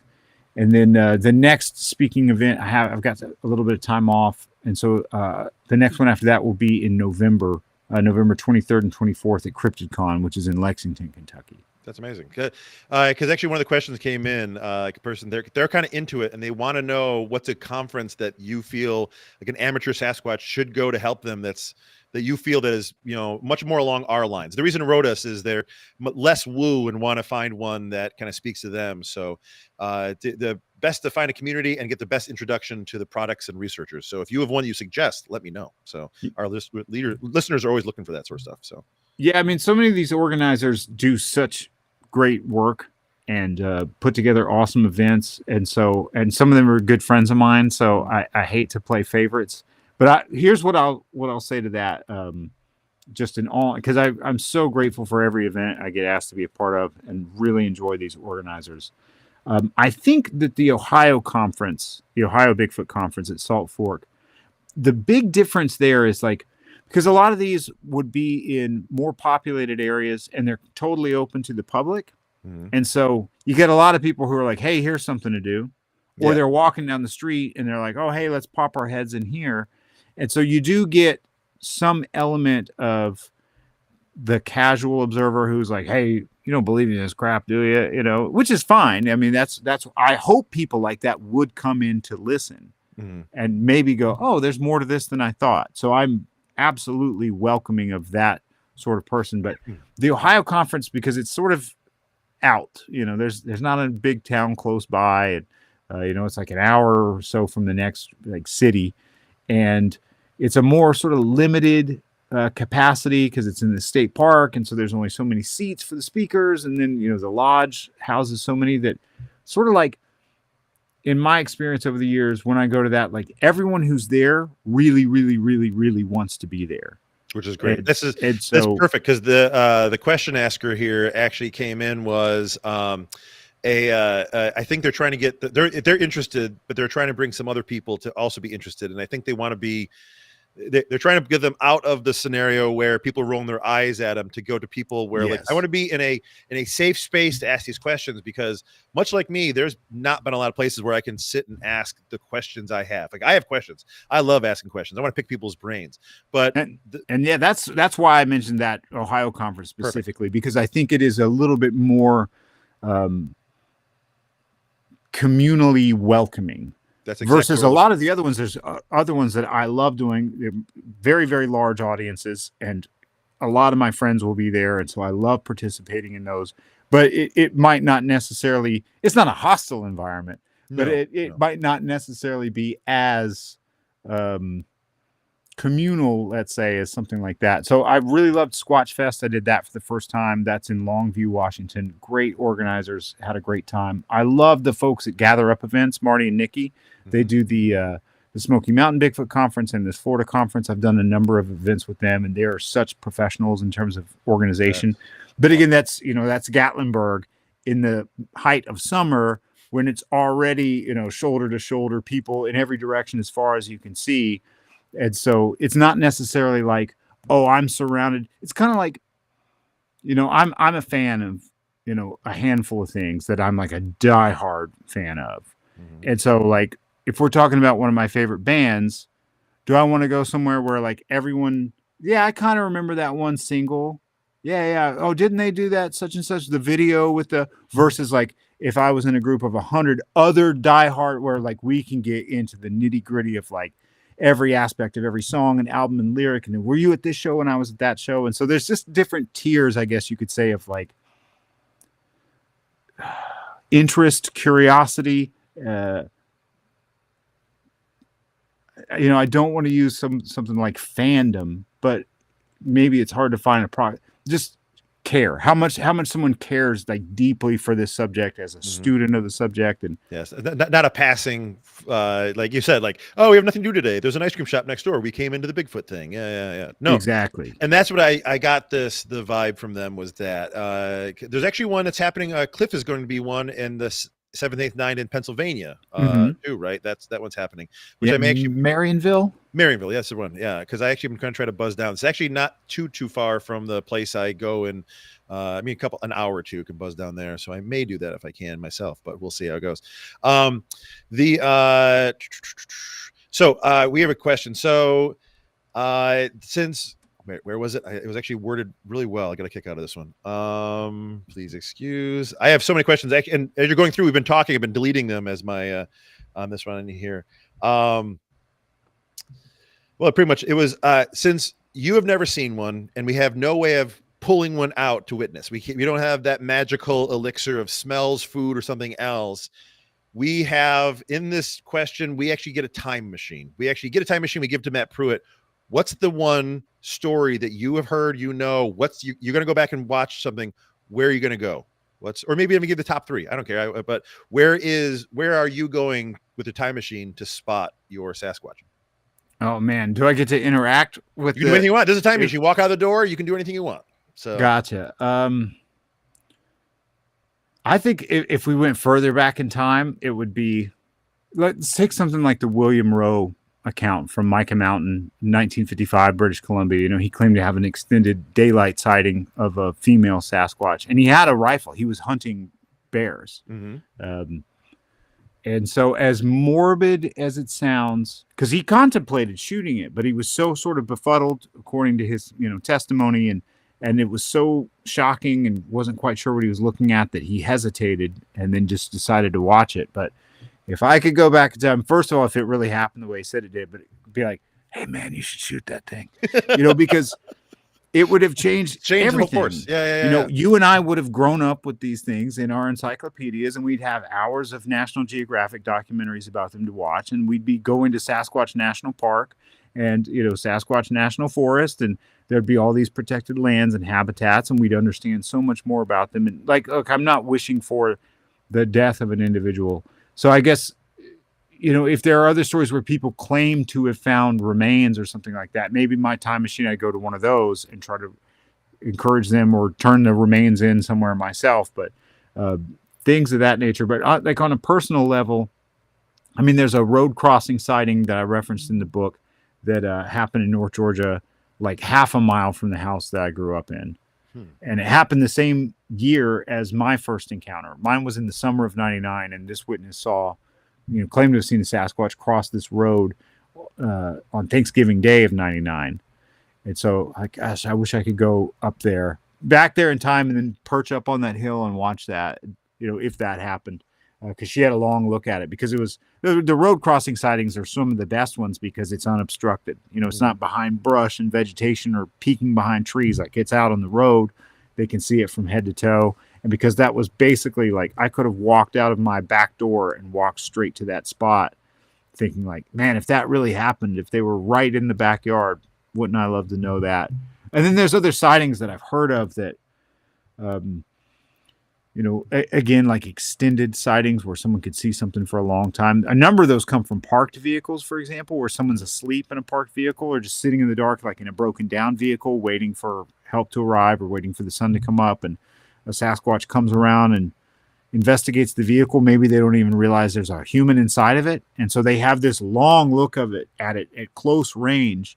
Like, man, to be a fly on the, the car door of that car, to have something like that. So there's a few that come to mind. Of the famous ones, I mean, obviously I'd want to know what was up on October 20th, 1967, Let's see if someone's like taking on or off a suit, or if, things happen the way they said it did. So that'd be a pretty iconic one to go visit as well.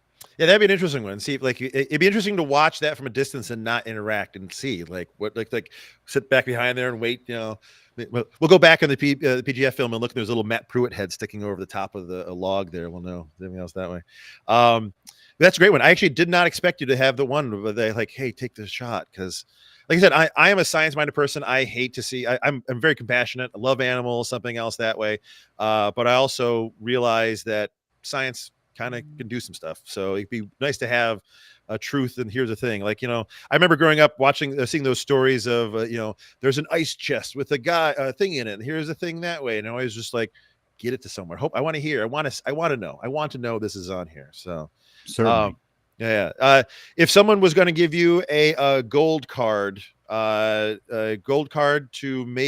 keep this going, what's the Matt Pruitt to hopefully make this happen, what would you do? That's another question coming in. If someone can just give you, I realize money doesn't really matter. Time and the place really matters.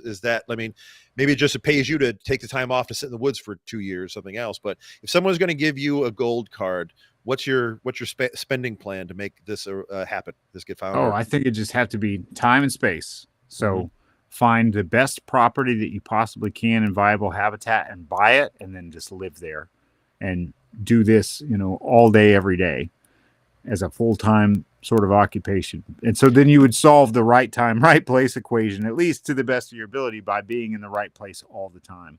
And so I don't necessarily think it's sort of like, hey man, I need you to catch me the biggest fish in, pick one, Lake Huron, pick the largest one. It's like, here's this money.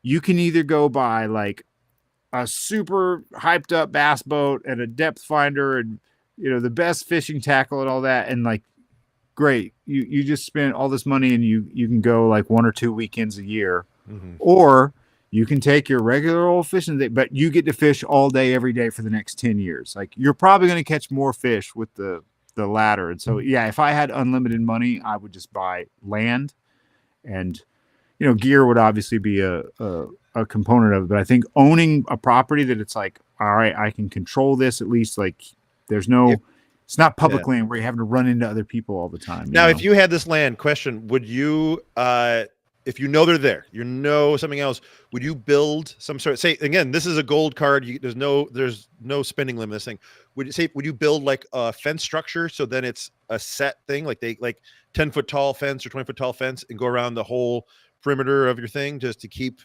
like it set as a very static system. Nothing can come in or out. Would you think about like? I think that'd be really hard to pull off without something getting in or out, unless you could like have the fence pre-constructed and just drop it from the sky, like a big those makes sense. Mouse cages from back in the day. No, I'd want to have a combination of like static technology that's just always watching and listening, and then be out there as much as possible, because there's again costs and benefits to both. Like, I am going to get tired, and I'm going to get hungry, and I'm going to get sleepy. And so I can't always be watching. But then again, a game camera that's fixed, it can't look over its shoulder if it hears a twig snap, because it doesn't have ears and it doesn't have shoulders. And so I think having the combination of like reactive humans, with some sort of like visual capabilities, whether it's thermal imagers or high resolution cameras or whatever, and then sort of static things trying to document. And again, if you controlled a big environment, you could introduce things, whether it was some sort of like food attractant or collection stations to try to collect eDNA from soil or from waterways, if you have creeks or springs and tributaries on the property. So I think as long as if you owned like a big acreage and had an unlimited supply of again, time, then you could throw a lot of different technological solutions at it. But I think you'd have so many options at hand. There'd be so many avenues you could go. Side note: the question must listen to Sasquatch Beyond, because they made it. The end of that joke was also in the gold card. You can get all you can eat buffets, as many as you want. So they made a joke about your ability to eat, which I was just heard about, which is crazy. I guess Yeah, if you listen to one of the more recent episodes with the elk hunter who saw one through binoculars, which is a great story, by the way. That was one yeah, captivating. I sent it to two of my friends. So he and I had lunch day before yesterday, and he was amazed because I got 2 entrees, and I was like, "Hey, I'll take this and this," and even the waitress, she was like, "Those are both big entrees," and I was like, "Oh yeah, I know." Like that, he was like, "Oh, you're gonna get something to go," and I was like, "No.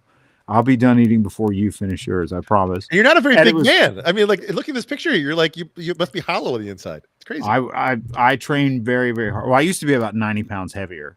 Oh wow. And then started like a physical transformation about 7 years ago, like weight loss and a lot of training and exercise, etc. But I still eat. So that was so good that my wife and I went back to the same spot last night, and I had an appetizer, 2 entrees, and a dessert. Oh my God. So 2 days in a row, these people got my patronage. So yeah, the buffet thing would be nice, but no, I think there's just no proxy for time, and it is frustrating because most of what I do is on public land, and so there's just so many variables out of your control. If people show up and they're being loud or obnoxious or whatever, you're like, well, there's probably no wildlife's going to hang around here because of all this, or whatever the case may be. So if you had a property that you had pretty decent control of, and then you could just be there all the time, I think that would be how I would spend money first and foremost, is like land and just be there all the time. Well, that's awesome. My gosh. I have a couple more questions, and I can probably let you go. Get out of your hair here. One of the questions, Tiffany wrote this one in here. Thanks, Tiffany. How many cultures share the idea of offering tobacco to wild man or Sasquatch? And why do you think that is? There's a lot of tobacco offerings to the big guy. Well, there is a lot of offering in general across these various cultures. Mm-hmm. And some of that's true, obviously, too, with the other mystery apes in parts of Asia, et cetera. And so it would not surprise me in the least if we were to dig into those to see that, if that is something that is being cultivated and that holds a sacred place within a culture, that's going to be the number one thing that's offered. So I don't know that it necessarily would have to do more with, well, these animals prefer this particular plant versus like, here's something that we put time and energy into that's meaningful to us, and so we're offering it symbolically. Yeah, I'd be the wrong person to offer an interpretation of that.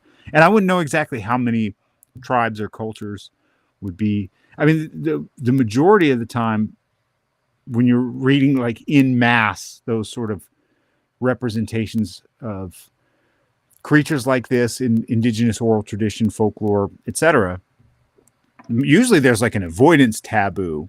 And so a lot of times the offering is just to like, hey, we're going to leave you alone. You leave us alone. Just hey, take this as a consolation prize, so to speak. So I think it would be really interesting. I would never try to speak for any given indigenous tribe or culture. So anything I'd offer would just be wild speculation. That's fine. My show, I don't know, is a valid answer on my show. I'd rather have the truth out there and whatever, that sort of stuff. One question that did come up that I did like this, it came from 2 different people. So in some of these examples of footprints that are found, they find that it's relatively deep in the ground, but the soil is dense enough that the person showing the picture can't seem to make a mark in that. Do you have an understanding? They don't even, the question's not quite formed as a question, is more of a statement. But why do you think that there seems to be some of these footprints that are deep in soil, with an inch or 2 in soil, seem to be in relatively solid ground, that the witnesses are jumping around? You can see them jumping, and there's not seem to making an dent at all. Do you have an understanding why that may be? Well, I've heard claims of that nature. I can't say that anything comes to mind where I've seen, let's say, footage or video of someone next to tracks and they're unable to make any sort of indentation. I mean, even with the Patterson Gimlin story, I think some of the claims were that like Gimlin jumped off of a stump and couldn't make a dent into the soil with his boot that was nearly as deep as and so that's sort of like did he really say that? Is that something he said on the record? Did he say it at the time? Is that one of those like myths that gets perpetuated in like an apocryphal sort of story? You know what I mean? Yeah. The only things that come to mind, there was a set of tracks from the Eagle River in Colorado that law enforcement officers investigated. And it was interesting that they did these compression tests. And I think Monster Quest filmed that as part of that sort of Snow Beast episode that featured the same elk hunter, Jeff Dysinger, that I was just talking about, where they were trying to get some sort of like comparative weight analysis. But I think the difficult thing is that depending on the time of year, depending on the moisture content, like how recently has it rained, how quickly is that water evaporating, what's the dew point, on and on and on, that you've got so much soil, but depending on that moisture content, that sort of density can change. Mm-hmm. And so it's sort of like, when a wave washes up on the beach and you leave a footprint in the aftermath of it versus then low tide goes down and that sand dries out and flattens and it's hard. You're not going to make a footprint in it. It's the same sand. Nothing's changed except that moisture content. So I think you'd have to say that a lot of those variations might have to do with like, well, was the track 2 days ago? Like, for example, there was a line of tracks that, again, Paul Bowman discovered with his team in Area X a couple of years ago, that it was a pretty drought year eventually. But right before that, there had been just torrential downpours. And so the ground there is a really rocky place. And so the topsoil is not very thick. But that topsoil got pretty saturated, and something walked through this area that, I've seen the tracks multiple times on multiple subsequent teams, as that ground must have been just so saturated with water and soggy. And then after that, it was a drought. And so all that soil got basically like burned like clay, like in a kiln almost. Mm-hmm.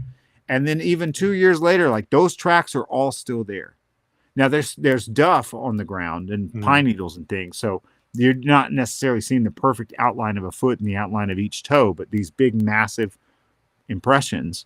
And those went on for a couple hundred yards until they hit the rocky creek bed. And then it's like, well, it's walking across rocks at that point. It's not going to leave tracks. So we try to pick up the trackway on the other side. But in any case, like I guarantee you those things are still in the ground right now, even though it's been 3 years now.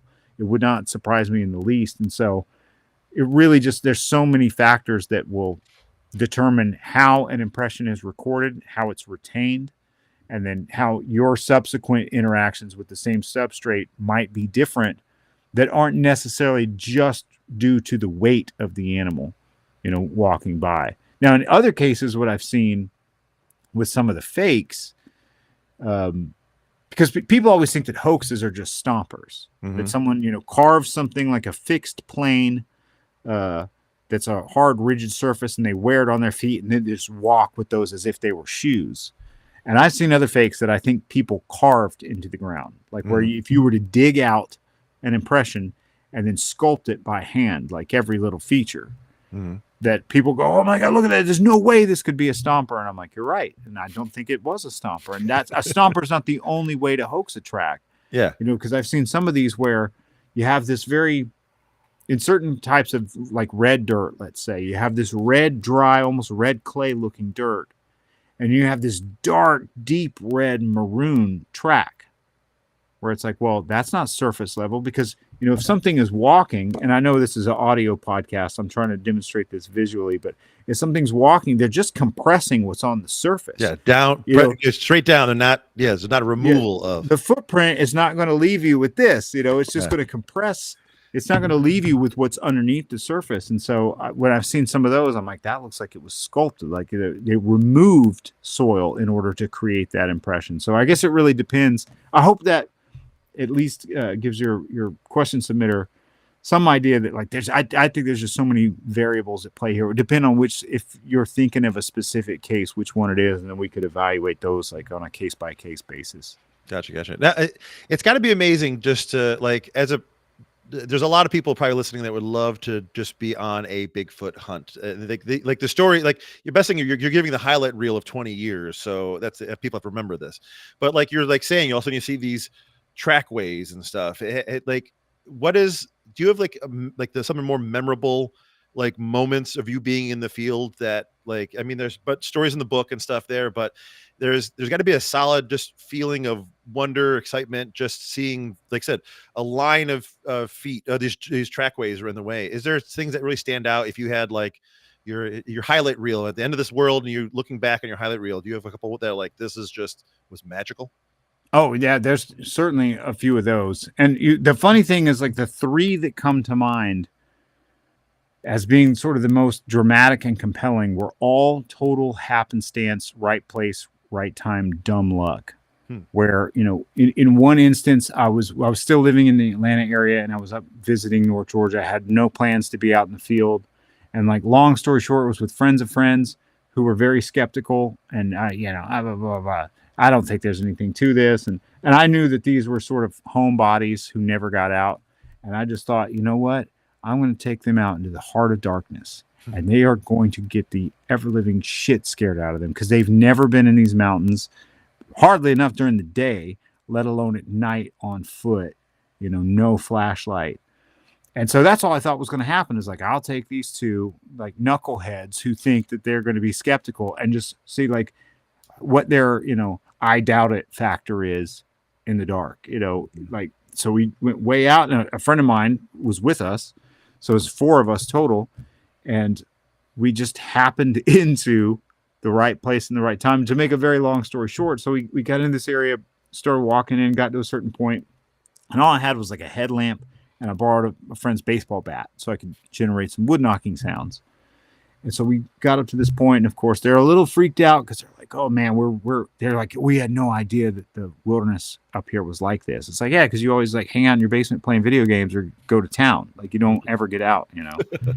And so I did these knocks, and by the time, and I still had the bat in my hand, and so I went to like fold my arms to just listen. And I remember by the time I got my arms folded from down below us on the waterway, because we were about halfway up a mountain, there was a roadbed that went up this mountain. So down below us was this creek, a tributary of the upper Chattahoochee, and then to the other side of us is like the crest of a small mountain. And so down in the waterway below came this big bellowing, moaning howl, like an Ohio howl.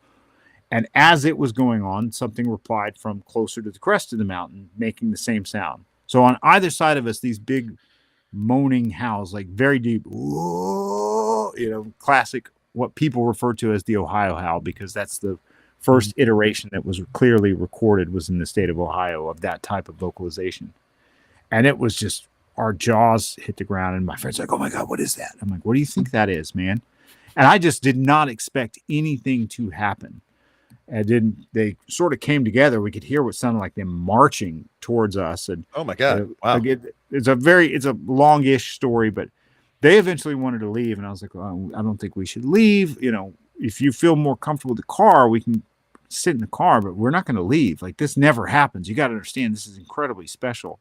And so we got in the car, and long story short, like, the thing at one point, we had the windows down, screamed at close range, the one that was uphill from us.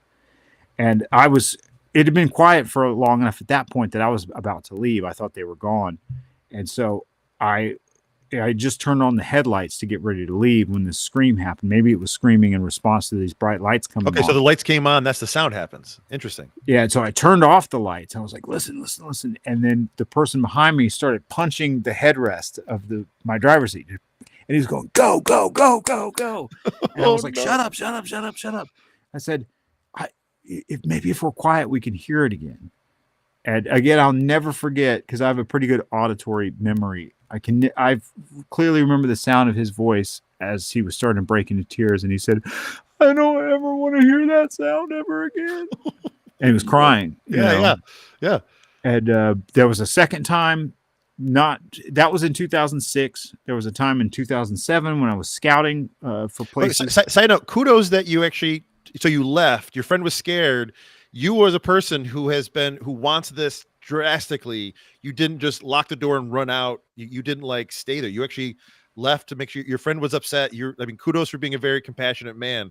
But I was pretty green at that time too. I mean, because okay. I started going in the field in 2004, and that was 2006. Oh, gotcha, and so I just remember not stating it out loud, but maybe implicitly just believing like, oh, this kind of stuff will happen to me all the time. Oh, gotcha. Now that I'm out looking for it, of course this will happen. Of course I'm going to run into them. And so it's only really in retrospect that I'm like, oh my gosh, that was, but at the time I did not want to leave. I wanted it to continue. And so I remember from roughly where the scream came from, and I've taken many friends up to that same spot. Like, are you familiar with Micah Hanks? Oh yeah. Yeah. No, Micah. Yeah, I just took Mike out there not too long ago and showed him everything. But there was one particular tree growing out of the side of the mountain there that had a strange kind of bend in it, just the way it bent towards the sun. And it was so recognizable. I was like, okay, somewhere behind that is where that scream came from. And so I can come back here tomorrow. I can find that tree because it's so easy to recognize, and I'll look for tracks. And so the next day, I asked those friends, hey, let's go back. Let's go back. And they're like, we're not going back, dude. We're not going back. And I was like, it's broad daylight, man. Nothing's going to happen. It's broad day. It's sunny, because this was in like September. So it's like still kind of summertime, perfect time of year. And they wouldn't go back. And so I went up there and looked around. I didn't really know quite what I was looking for at that point in time because I was still pretty green. But same thing happened in 2007 in another part of North Georgia. We're scouting around, had scouted day and night for like 3 days on this camping trip looking for a good spot. Friends and I got dinner. We're driving back this other road, and then we see a little old Forest Service road, pretty overgrown, that we hadn't seen before. Like, oh, what's that? Oh, let's just go down there and check it out, because we had to head back to Atlanta. Mm-hmm. We go down there and get out. Like, this seems like a pretty good spot. It's dark. Maybe we'll come back next weekend in the daylight. And like, hey, dude, you should do a howl. Okay, howl response. Where it's like, once again, just dumb luck that we were within earshot of something. And that was the first and the most compelling time that rocks were thrown. Do you have the do you find the rocks? You just hear them sounding, or what? No, this was at night. I mean, this was probably like 10:30 at night. We had like a late dinner. We're driving around and trying to head back to the Atlanta area from North Georgia.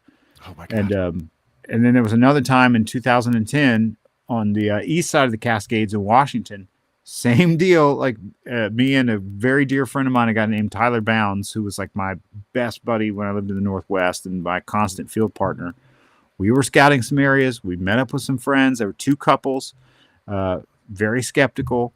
They're like, oh, wow, I don't think there's anything. We want to see what is it you guys do? And so, we'll take them out in the heart of darkness, and they're going to shit in their pants, and that'll be that. And we went out all night, and like nothing happened. Same deal. On the way back, now we're coming down the mountain a different way, and I see this gated road into the forest. And I was like, oh, let's just try one more place. So I park at this gate, and we walk in. And we went a ways back, and then opened up into this quarry, and there was some equipment in this quarry. And I was like, oh man, we were in the Wenatchee National Forest, but I was like, I think we might have stumbled on a private land because, the Forest Service mostly is like timber. They're not really other forms of agriculture, but they're not really, at least where I'm from, there's not a lot of active rock quarries. So I thought we might have just wandered on a private land because there's like a bulldozer, excavator, that kind of thing. But a lot of the greatest vocalization recordings come from within or at the periphery of rock quarries and gravel pits. Mm-hmm. So I was like, while we're here, I want to do some calls, Of course. And I had a thermal imager, and Tyler had a 3rd generation night vision unit. So we're scanning around. There's nothing alive out there. So I did some howls, and then I'm watching one tree line. Tyler's watching this other tree line, and the couples, they're like, hey, there's people coming. There's people coming. Like, okay, we better get out of here because we're trespassing. That's what my first thought was. Like, we are on private land. And there's people. I would be the same thought. It'd be like, don't get in trouble. Yeah. And this is seriously like 2:30 in the morning. I mean, it's middle of the night. Yeah, so, I don't want to bump into anyone on private property at 2:30 when it's not my property. Yeah. Yeah. So we start walking towards the car, and I spin and look with the thermal, and I don't see anyone. And I was like, Tyler, do you see anybody? And he's like, we're looking around, and we're looking with the naked eye because it's night. We don't see any flashlights. So we're just kind of befuddled. And if I recall correctly, like at that point, we were like, hello, hey, sorry. Mm-hmm. No response. Meanwhile, my friends had run back to my vehicle, but I had the car keys and it was locked. So they're freaking out, trying to get into the car, and they're scared because it's dark, And so one of them runs back, and he's like, we got to go. And I was like, wait, no. There's nobody out here, dude. What did you see? And he's like, 2 people came out of that tree line. It's the one that Tyler and I had our backs to. And I was like, they came out of the tree line? He's like, yeah, they came out of that tree line, and they started to make sort of a beeline towards us. And then they stopped, did like a right angle turn, and went back into the trees right there. And I was like, do they have flashlights? And he was like, no. They just came out of those woods, which was the Wenatchee National Forest. You know, this is like kind of middle of nowhere, north of Lake Wenatchee. And I was like, "Are you sure they were people?" And he was like, "Yeah, man, I could see them. They were walking on two legs. You know, they're swinging their arms. And there was two of them, single file. The one in front was taller than the one in the back." And I was like, "Well, could you see clothes? Like, what were they wearing?" And he was like, "Yeah, I think they had on like Carhartt overalls or something because it was all sort of like one color." And yeah, Oh and my I was God. like, Tyler and I are just starting to lose our minds. We're like, "Oh my God, dude, are you serious?" And my buddy's like, "Oh no, Sasquatches don't exist. Those had to be people." And I was like, "We're not going anywhere. You can either run back to the car with them or you can stay here with us, but we're going to go see what that was." Yeah, here's the keys. You go to find yourself, occupy yourself. Yeah, yeah. So he stuck with us. There was this little shed sort of in the middle of this rock quarry, this gravel pit. We started to like work our way around the shed towards the direction where he said he saw those things go into the woods. Mhm. And when we get over there, this rock hits the shed, bam, like huge gunshot kind of sound thing. We were kind of hiding behind the shed and we started to come around it. We were probably hidden from view from that part of the woods. We were starting to come around it when bam, this huge impact on the shed. And my friend, the skeptic, starts, "Oh my God, what was that?" I was like, "What do you think that was, man? That was a rock or something. Something was thrown." Yeah, yeah, yeah. And he was like, "Oh, we need to go. We need to go. We shouldn't be here." And so I was like, "You said it went in the woods, like right there, these two things." He's like, "Oh yeah." I was like, let's just go. Let's just go. And so we start marching that way. And there was a piece of equipment there, like big yellow, either bulldozer, excavator, something like that. And it sounded like something, like multiple things hit that at once. Almost like if you slung a big chain up against it, or if you slung like a bucket full of rocks. It's like, you know, Oh wow, real a fast. lot of things. Yeah, it wasn't just a few things; it was a substantial number of things. Yeah, like if you had a giant, you know, baseball mitt full of rocks and just slung it across the whole side, where it's just like multiple impacts all in like a second's time or something like that, you know. And then we were like, "Oh, wow." I mean, it was super loud, big display of sound. And we're looking with these thermals and the night vision. We could never see any heat signatures or anything. It's thick woods though, but so they are all desperate to leave. And same thing, Tyler and I are like, "We are coming back here tomorrow morning. We're going to figure out if this is private land. If it is, we'll just make up some story like, 'Oh, hey, our dog ran into here. We're just trying to find our dog.'" Yep, that's I had a Boston Terrier that I trained to sit and stay. If there ever was, this is my best trait ever trained my dog to do. If there ever is something like I'll bring him. He's always quiet, but I've used him as an excuse to go so many different places, being like, you know, yeah, just please, oh my God, yeah, any reason to get back out there. I'm just amazed that what a story to be so excited to do that, but being held back by people who are scared. And you're a compassionate man, like you. What a weird, the oddest karma you have, Matt Pruitt. The oddest karma. Well, it had kind of ended by the time like Tyler and I decided to walk. Like we never saw any heat signatures. We never heard any other sounds. We walked and looked and walked and looked, and we were like, it's kind of over. I mean, 5 minutes of dead silence like that feels like a lifetime, like an hour. Yeah. So we're like, they must be just gone. So we're going to come back here in the daylight and we're going to search around. And it's funny because I've told that story a number of times. But one of those couples came and visited me here a few years ago. And so I was like, "Tell my wife what happened that day," because she's heard my version of it. And they told her the exact same story. And she was like, "What do you think that was?" And they were like, "Well, we think it had to be ghosts.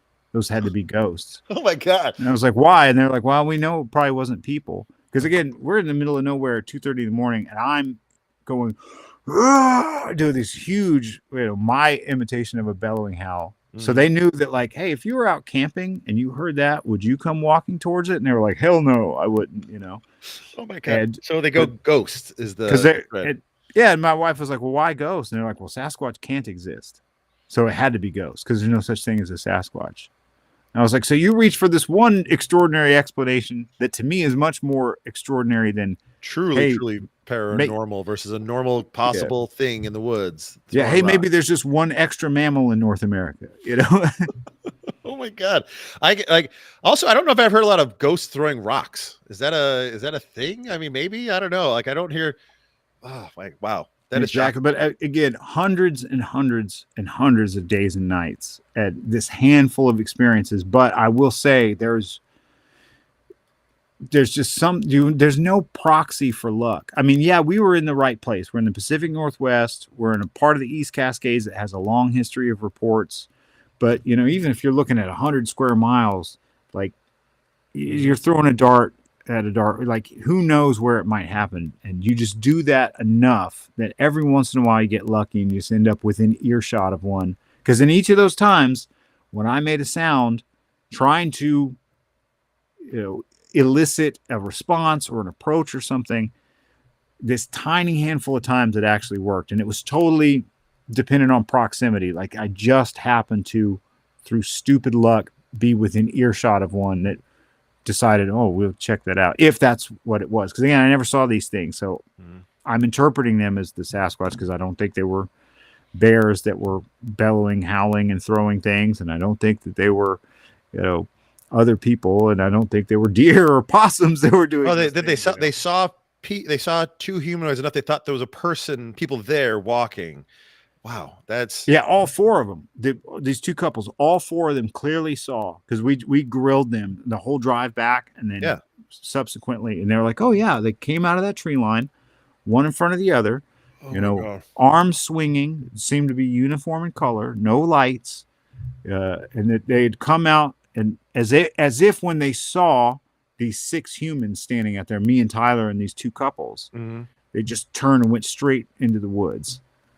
Like they didn't expect to see people standing out there. I mean, who knows? But it was just. And you've never had any sort of, I mean, even heat signatures, you've never had any visual aspect of sighting?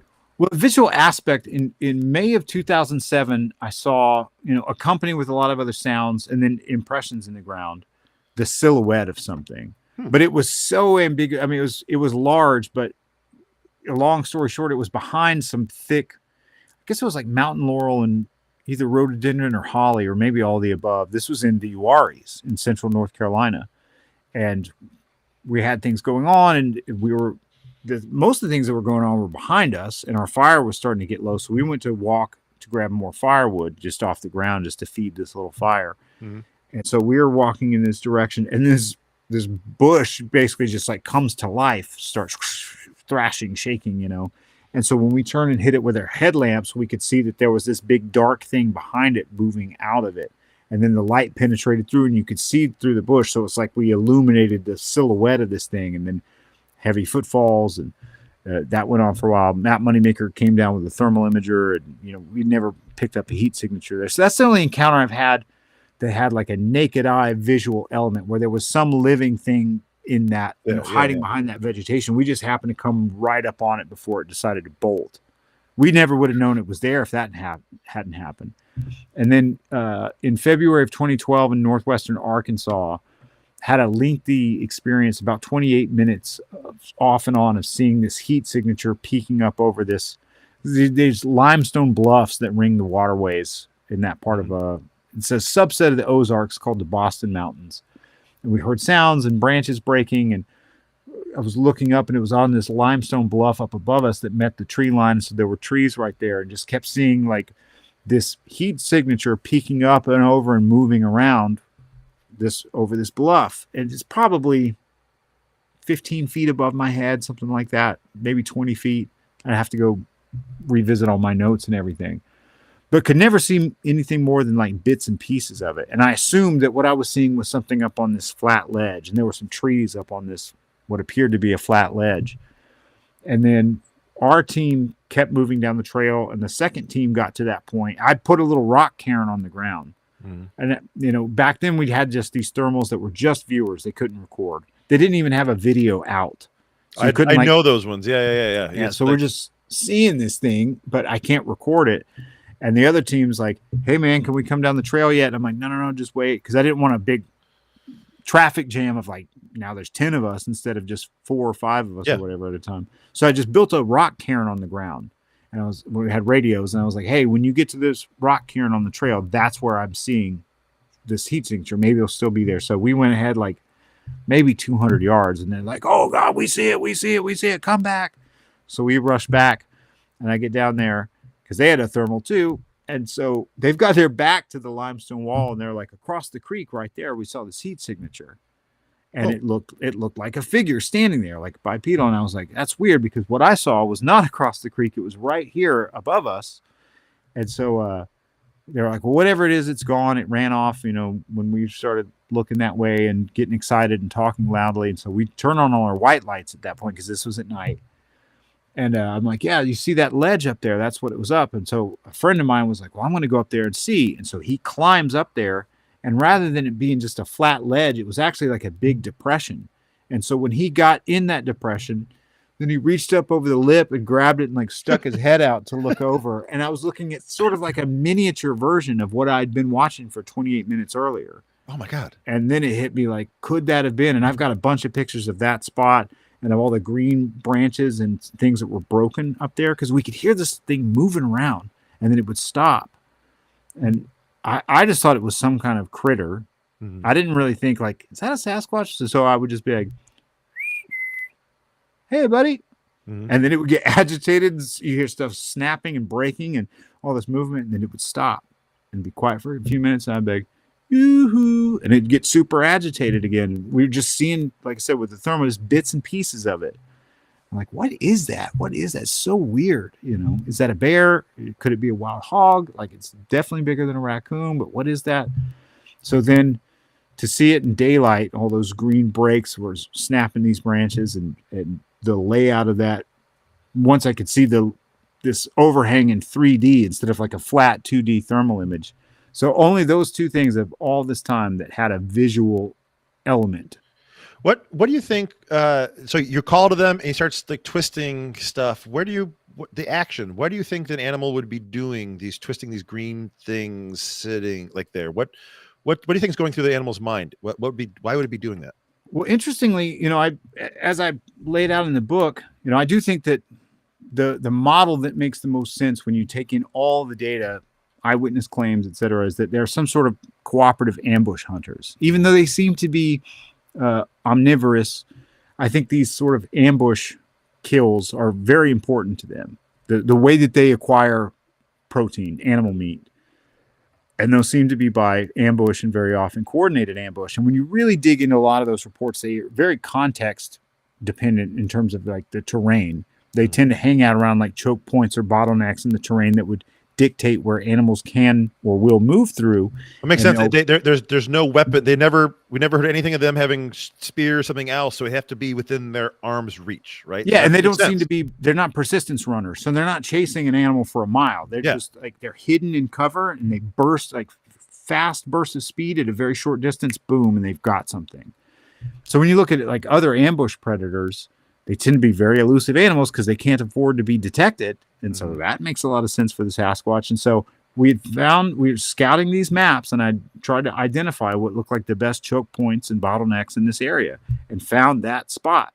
Said, all right, well, we're going to go in there at night, because the flip side of that is not just where people claim to see them ambushing deer or elk or wild pigs, but if you look at the context where people experience intimidation displays, they're almost in exactly the same sort of context as these predatory behaviors. And my interpretation of that would be that, like, if you and I are hunting, let's say, we need this spot because our style of hunting requires us to be here. Like you and I, we can't afford to like go out in some big flat open area where it's going to run away and get away from us. And so if you and I are hunting, let's say, deer, and a bear shows up, it's like, hey, we got to get this bear the hell out of here, because as long as this bear is hanging out here, the deer aren't going to come. The deer are going to avoid it. So we're like, hey, get out of here, make a big ruckus, bang, bang. And so I think a lot of those intimidation displays, that could be what's occurring. Because in most of the cases, again, the person sees the Sasquatch sees the person, they both go off in opposite directions. So why in this other tiny subset of accounts, like they're willing to stand their ground and not give up the territory? And again, the context is so clearly analogous to the context where they're seen hunting or claim to have been seen hunting. So I would say, like, well, we should try to put ourselves in those places at night. And if they're around, maybe they'll try to encourage us to leave. And then we'll hear them do things that no other animal can do, and that will make them identifiable. So we were walking into that spot. I thought we'd be going much further in as it got tighter and narrower. But as we were going in, we heard stuff moving above us from that spot. So we stopped, and I'm looking around. At first, I didn't see anything, but we all clearly heard something up there. And so in the thermal, I'm just seeing this limestone wall with these what look like ledges and trees growing out of them. And so that's when I started just, and then I'd hear the movement again. I'm like, okay, there's definitely something up there. And it's like agitated that we're down here. Mm-hmm. And then it'd see this like peeking up over this limestone bluff and passing the thermal around, and then it would get quiet again. And they're like, did it leave? And I'm like, no, I don't think so. Because I think if it exited, I would see it.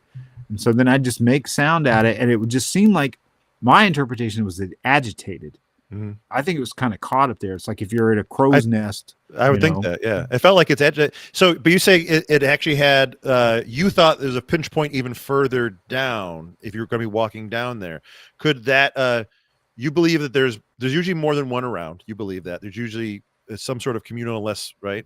Yeah, and that's the stupid thing. Is like the whole time we were fixated on this point. I never once looked behind me with the thermal. I never did like a 360 because I was just so like curious about what is that? What is that? And I don't want to miss anything either. I want to keep my eye on something too. And I'm so naturally used to not having anything squatchy happen that I'm like, there's no, it's got to be like a bear. It's got to be some other animal. And I just wanted to solve it so we could move on. Mm-hmm. So the whole time I wasn't like, that's a Sasquatch. The whole time I was like, what is that? Because I'm having a really hard time attributing it to something else because I can't see enough of it.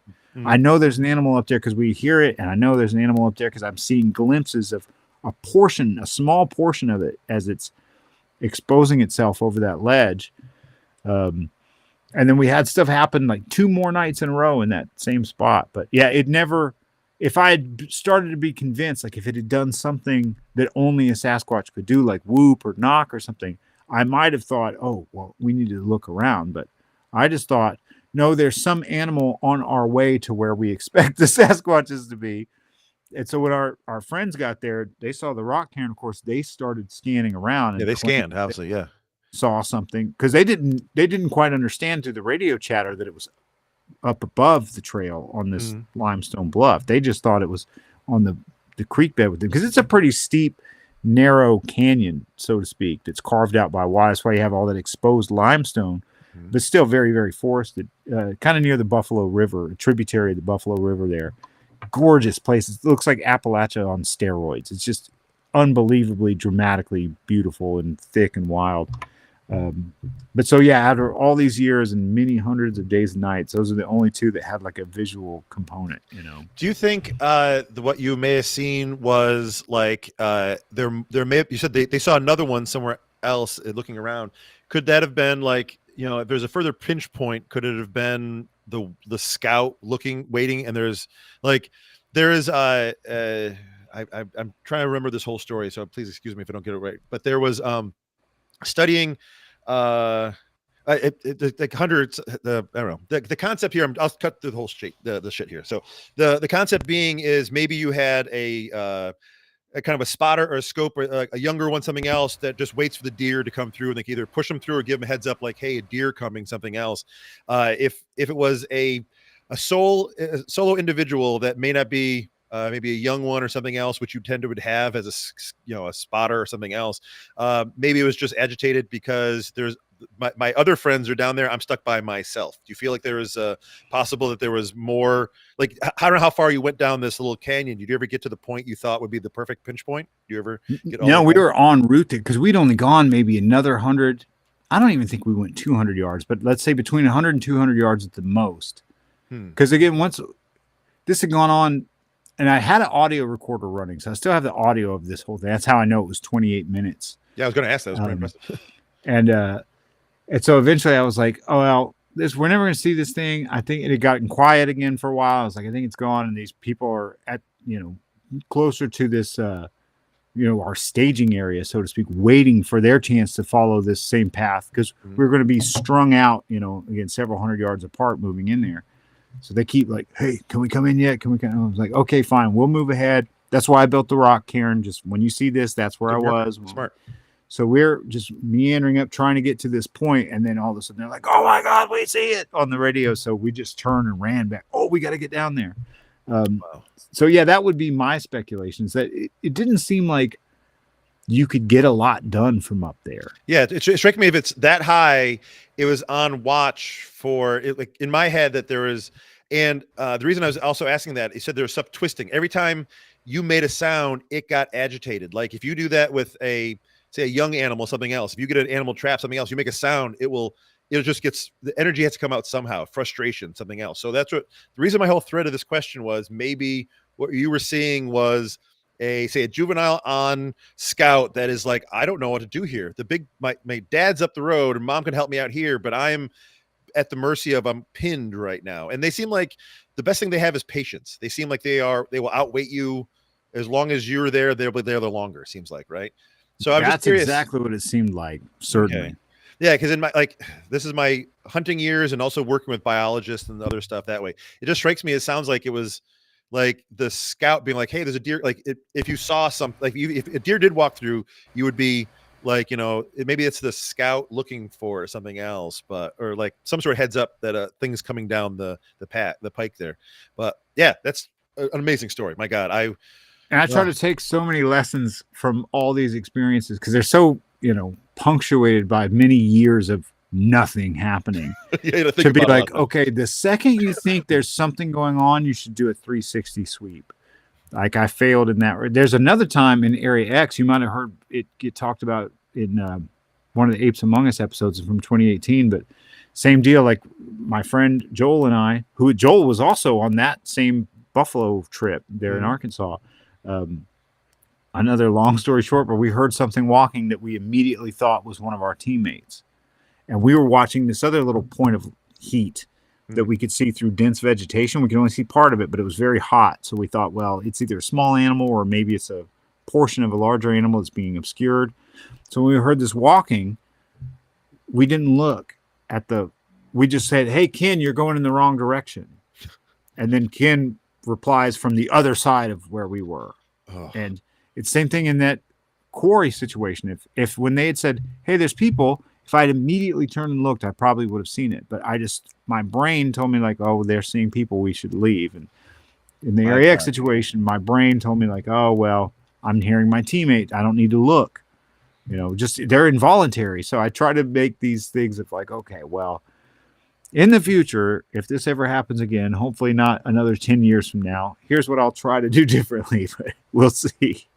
Okay, make that list together. That's amazing. That is, my God, I'm truly amazed by all the stories. I thank you for being on here. I've actually wasted 2 hours of your time to have you, but this is amazing time. I thank you. Listen, I cannot say that the Sasquatch has been a thing that I've always enjoyed, but I've only recently become much more vocal on it. So I'm very excitable right now just to talk about it because it's been one of those things I don't talk a lot because you said the eye rolls, that sort of stuff happens. So to actually hear the stories, because again, I'm a biologist. I want to have mysteries in this world. So the chance to actually think that there is a creature larger than me, and I'm not a small guy, I'm a big Viking looking dude, that I could bump into a thing. Because every once in a while I'll stop and like look up at, I have a mark on the wall that's 8 feet. And every once in a while I'll stop and look. I'm like, there's a thing that looks like me that is 8 feet walking through here. It's remarkable. I gotta say. Actually, I have one more question, but just talking before I'm thinking about it. Like one more thing is talking about the biology of, because I think actually talked to you on the biology aspect of it. They're seen swimming, right? They're swimming and they have somewhat vocal control. That doesn't happen in a lot of other primates, right? Like chimps kind of have this inhale, exhale, but they don't have the ability to really control their breathing. Gorillas the same way. Like you can like drown a gorilla in like a few inches of water because they don't have it. But it seems like the Sasquatch has ability to swim, has ability to somewhat control their motor skills in a better aspect than other great primates, correct? I mean, who knows? If I'm not mistaken, a lot of the great ape vocalizations like chimpanzees are tied to their limbic system. Yes. So they're tied to an emotional system. And so a lot, the majority of them are involuntary utterances, which is kind of funny because you would think, because, chimp troops will compete with each other. And they do have these these cries when they discover resources. Yeah. So you think it'd be like, it's not a great idea if you stumble into a fruit patch to be like, oh my God, I found the fruit, because then you're announcing to your competitors. It'd be better if you could control those things, but they are these sort of involuntary vocalizations. And so I wonder with the Sasquatch, like maybe a lot of what people are hearing are involuntary. And so I think it'd be hard to say whether or not they're choosing to make these vocalizations to scare people, or if they themselves are so scared and stressed at people that involuntarily comes out as a response to human intruders or human aggressors. Well, that's what I think. Like you say, like when you had that eyewitness, or when you witnessed the thing on the limestone thing, there's a lot of twisting. Like that may be, this is a trait that young kids do that hunters never, you try to get out. Like young kids, when they're bored or get stressed or something else, they'll snap twigs. It's an energy out. Humans have this energy out they need to. But the reason I brought up, I want to get this before I forgot, is that there's a biology aspect of these creatures that strike me very unique amongst other great apes that only fall into humans. Like humans are very much an aquatic animal. Like reason we have their fingerprints and we have those wrinkly prune fingers in the water, that we're very much evolved around the water. Our ability to control our breathing and speaking, we don't know what's happened first. Our ability to be swimming, control that we can now talk. So we learned how to speak and control this sort of thing, or we speak and talk and realize we can swim. We came out of the trees and that sort of stuff. But when we're looking at a creature like this, there's components that seem to stand out, not in the other great ape lineage, but like I said, if they see Sasquatch swimming, that means they can control their breathing. Because last thing you want to do is go in the water. All of a sudden, you're like, oh, I got to breathe now, and you go down for the count. If there is a component of like that's an evolutionary advantage, obviously that way. But if we have in the same idea as humans, we have we can control our breathing, so we can swim better, but we also can speak. Do you feel that like I would think that there is more close similarities to humans in this case of that? I'm trying to think what a question, even to form this question is. I think I'm just kind of talking out loud. I think I think I know what you mean. I mean, because people get very caught up in that sort of like, is it more like a human or is it more like an ape? And as you know, like most people, they realize that humans are apes, but they're making a delineation between us and the other apes. And I mean, like there's a book, The Third Chimpanzee. If you ever get a chance to read it, that's Jared Diamond. Yeah, I mean, you're amazing with names, by the way. I gotta say, your brain, I'm impressed. So yeah. Only with squatchy stuff and music and Bruce Lee trivia. That's about it. But yeah, if you put things like on a continuum of just the primates, or let's say just the apes, then we share so much of behavioral traits, physical traits. And so even if you looked at the Sasquatch in terms of the morphology, the physical build that people describe, their ecology, their behavior, ethology, there's only a few things that are the sort of draw them closer to humans than the extant great apes, being like bipedalism. Definitely the swimming observations would fall in that category. And then something like, because I think the jury's still out in terms of people describe what they call speech-like sounds. Some people refer to it as faux speech. Others say, oh, it's definitely a language. It's like, well, we don't know that yet, because a lot of animals produce speech-like sounds that are not language, with syntax and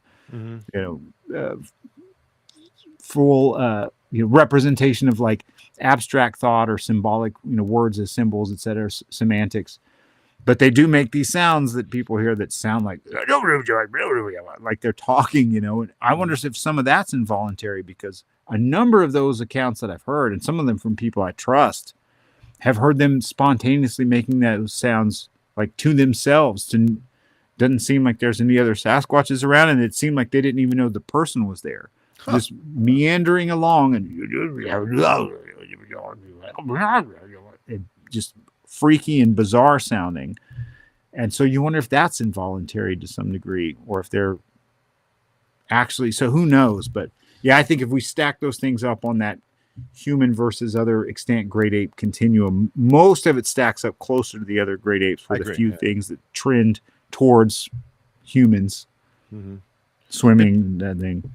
Interesting. Like I said, I love, the older I've gotten, the more I've become a fan of the study of primates. I worked with the orangutans here in the Seneca Park Zoo. I actually did artwork next to them. Actually, I had a whole day. Actually, I'm trying to work with them now. We're going to be bringing them back into the zoo, and I'm an easygoing guy, but I'm forcing myself into working with them. I want to do some sort of art an art interface where an orangutan and a human can somehow do stuff, not in the same room, obviously, because these things, how apes are, but the interacting with larger apes and how the brain processes stuff. It's crazy. Like I was drawing a orangutan and I was drawing the baby, like there's a young one running around, and I was drawing stuff and I kind of showed the orangutan, and the orangutan like looks at it and clearly looks over and he's like, oh yeah, you drew that. I mean, I was hoping for a thumbs up or something, never get anything else, but he clearly processed like, oh, I see you drawing and I know you drew that thing. So I get what was going on here somehow. You're like, oh, there's stuff happening in that brain. So I don't know. The older I get, heard there's a famous anecdote. I can't remember. I think it was a French, like a clergyman or a bishop or someone of that nature, but one of the first captive orangutans brought to Europe.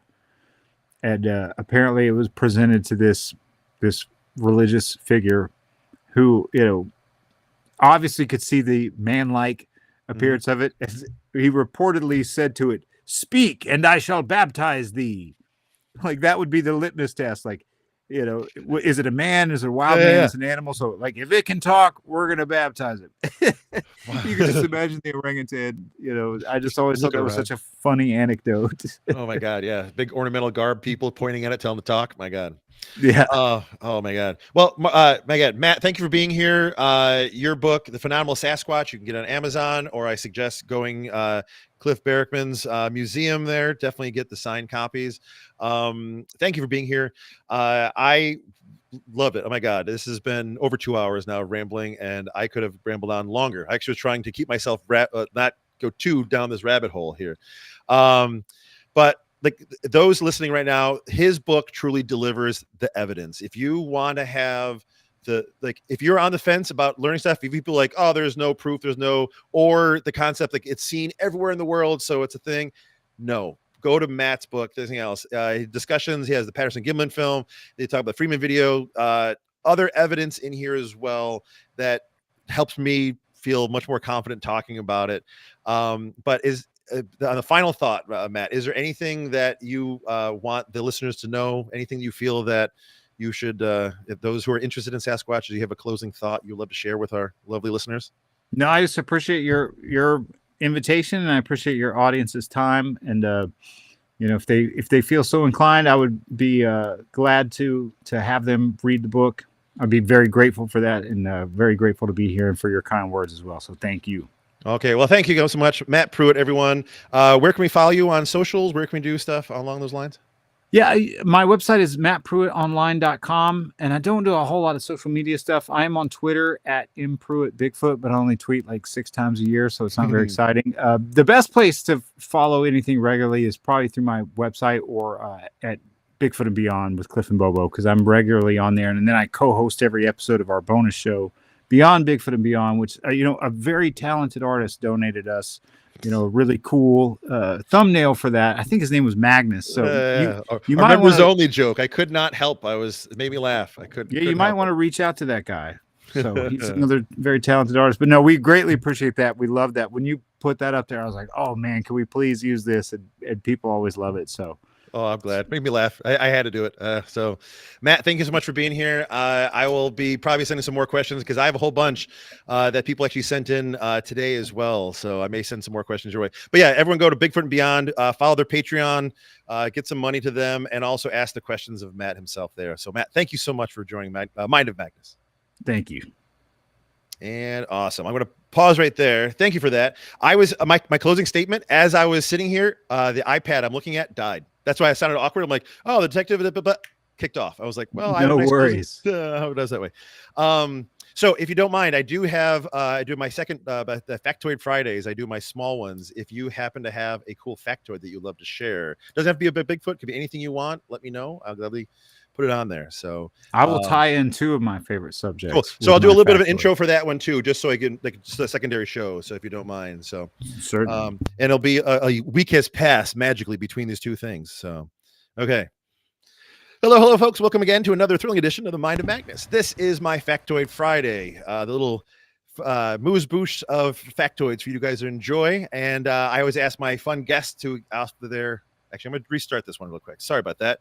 I just had a message pop up from a person I haven't seen. So let me just double check, make sure this isn't chaos. Oh yeah, I I have a friend of mine who's going through some stuff right now, so she's good. Okay, good. Okay, so I was making sure. Just she wouldn't message me. She's like letting me know everything's okay. Sorry about that. I No worries. totally got distracted there. Oh my gosh. So one more time. Yeah. Hello, folks. Welcome again to another thrilling edition of the Mind of Magnus. Today is the Factoid Fridays, my little short messages and factoids from you, thanks to my guests. So last week we had the wonderful Matt Pruitt on, the author of the phenomenal Sasquatch. I rambled with him, and he blew my mind with awesome stories for over 2 hours. So go back and listen to that show if you haven't. Download his podcast, Bigfoot and Beyond with Cliff and Bobo, and just follow this guy. He's an amazing dude. And our factoid today, Matt Pruitt. Do you have an interesting factoid for the lovely listeners? I do. I want to combine two of my favorite subjects. Obviously, I'm a diehard Sasquatch enthusiast and researcher, investigator, contender. And maybe not a lot of people know, except for good friends of mine, that I've been a lifelong diehard Bruce Lee fan.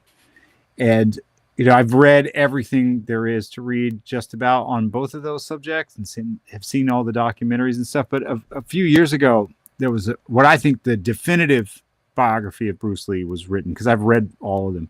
But a guy named Matthew Polly wrote a book called Bruce Lee: A Life.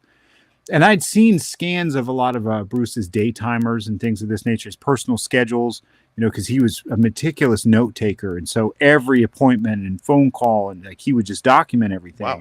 Not all that stuff is public, but the estate has been slowly like going through his notebooks and scanning things. And, Bruce famously met Chuck Norris and then began to train him.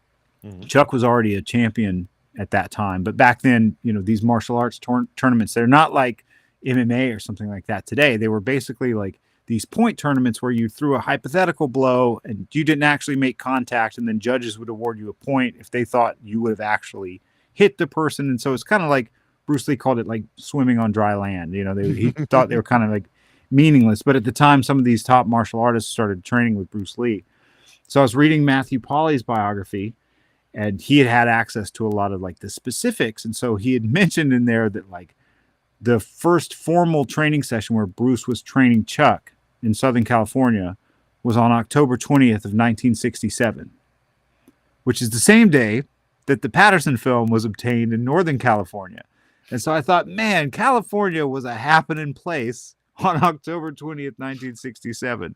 So that's your time machine. We got to get your time machine that question. Maybe you just got to go back, just hang out that one day, bopping around that day. Holy cow. Yeah, I might have to, as much as I love the Squatch, I might have to be in, the house where a lot of that occurred. Actually, no, in 67, he didn't have that house yet, but he bought a house in Bel Air in a year or two after, either 68 or 69. And I was just at that house like 2 months ago.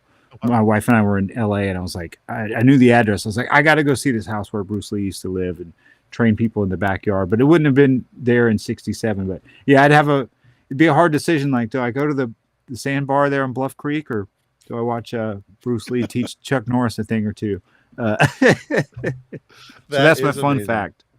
Oh my gosh. So my fun fact, I always try to share one with the audience as well. So where was the thing? Actually, this is going to keep on with talking about great apes. I'm actually going to kind of tie in this one.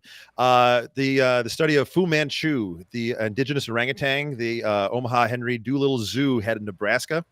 It was a rather clever primate in the 1960s. You probably know about it, Matt. I don't know if you are. But Fu Manchu is known. He's a super friendly, playful nature, often interacted with animals and his human zookeepers. But in 1968, something peculiar began to happen. Fu Manchu and his enclosure mates were frequently found outside the enclosure. The mystery deepened as the group never caused trouble and tried to leave the zoo grounds and never tried to do it. But they simply enjoyed exploring, and their favorite spot was an elm tree near the elephant enclosure. So they couldn't figure what's going on in there. It was Fu Manchu actually had modified a tool. He actually hid a tool inside a wire. He modified it to fit in the lock itself, and he hid it inside of his mouth. Every time he'd be much like a prisoner or something else, he made a special spot in the back between his lips and his gums, and he only took it out. So they started realizing what was going on there. So they kept changing the locks every time, and he would modify the the key to change the lock every time. So every time he did it. So this is all the whole background for on there. The real factoid is his lock picking skills were so impressive that he was awarded an honorary membership to the American Association for Locksmiths. So that is Fu Manchu is an official locksmith in the American Association of Locksmiths. So. That's amazing. You know, I've heard Cliff talk about an anecdote of an orangutan hiding, something in its mouth to pick locks, but I never knew the specifics of that. So yeah, no, Fu Manchu. Totally, yeah, Fu Manchu from Nebraska. Yeah, it was super easy, super chill. But yeah, he would hide it in his mouth. Most orangutans, they're crazy. Orangutans are, they test every screw, they test everything out. You have to do multiple layers trust me, as a person who's worked out with, not worked with them, but hung out with people working with them. But yeah, it was Fu Manchu was the guy's name, and he is an official member of the Locksmiths Society of America. So that is amazing. That's awesome. Well, so Matt Pruitt, thank you so much for being here. Guys, get his book, The Phenomenal Sasquatch, Seeking the Natural Origins of a Cultural Icon. Amazing dude. Follow him, Bigfoot and Beyond with Cliff and Bobo. It's a great podcast. Follow him on Patreon as well. Matt Pruitt, thank you for being here. Thanks for being on last week's show, and I appreciate you being here and sharing all your knowledge. Thank you for having me. Greatly appreciate it. And there, let me wrap this baby up. Okay. This is one of those buttons where I'm trying to make sure I get the thing right.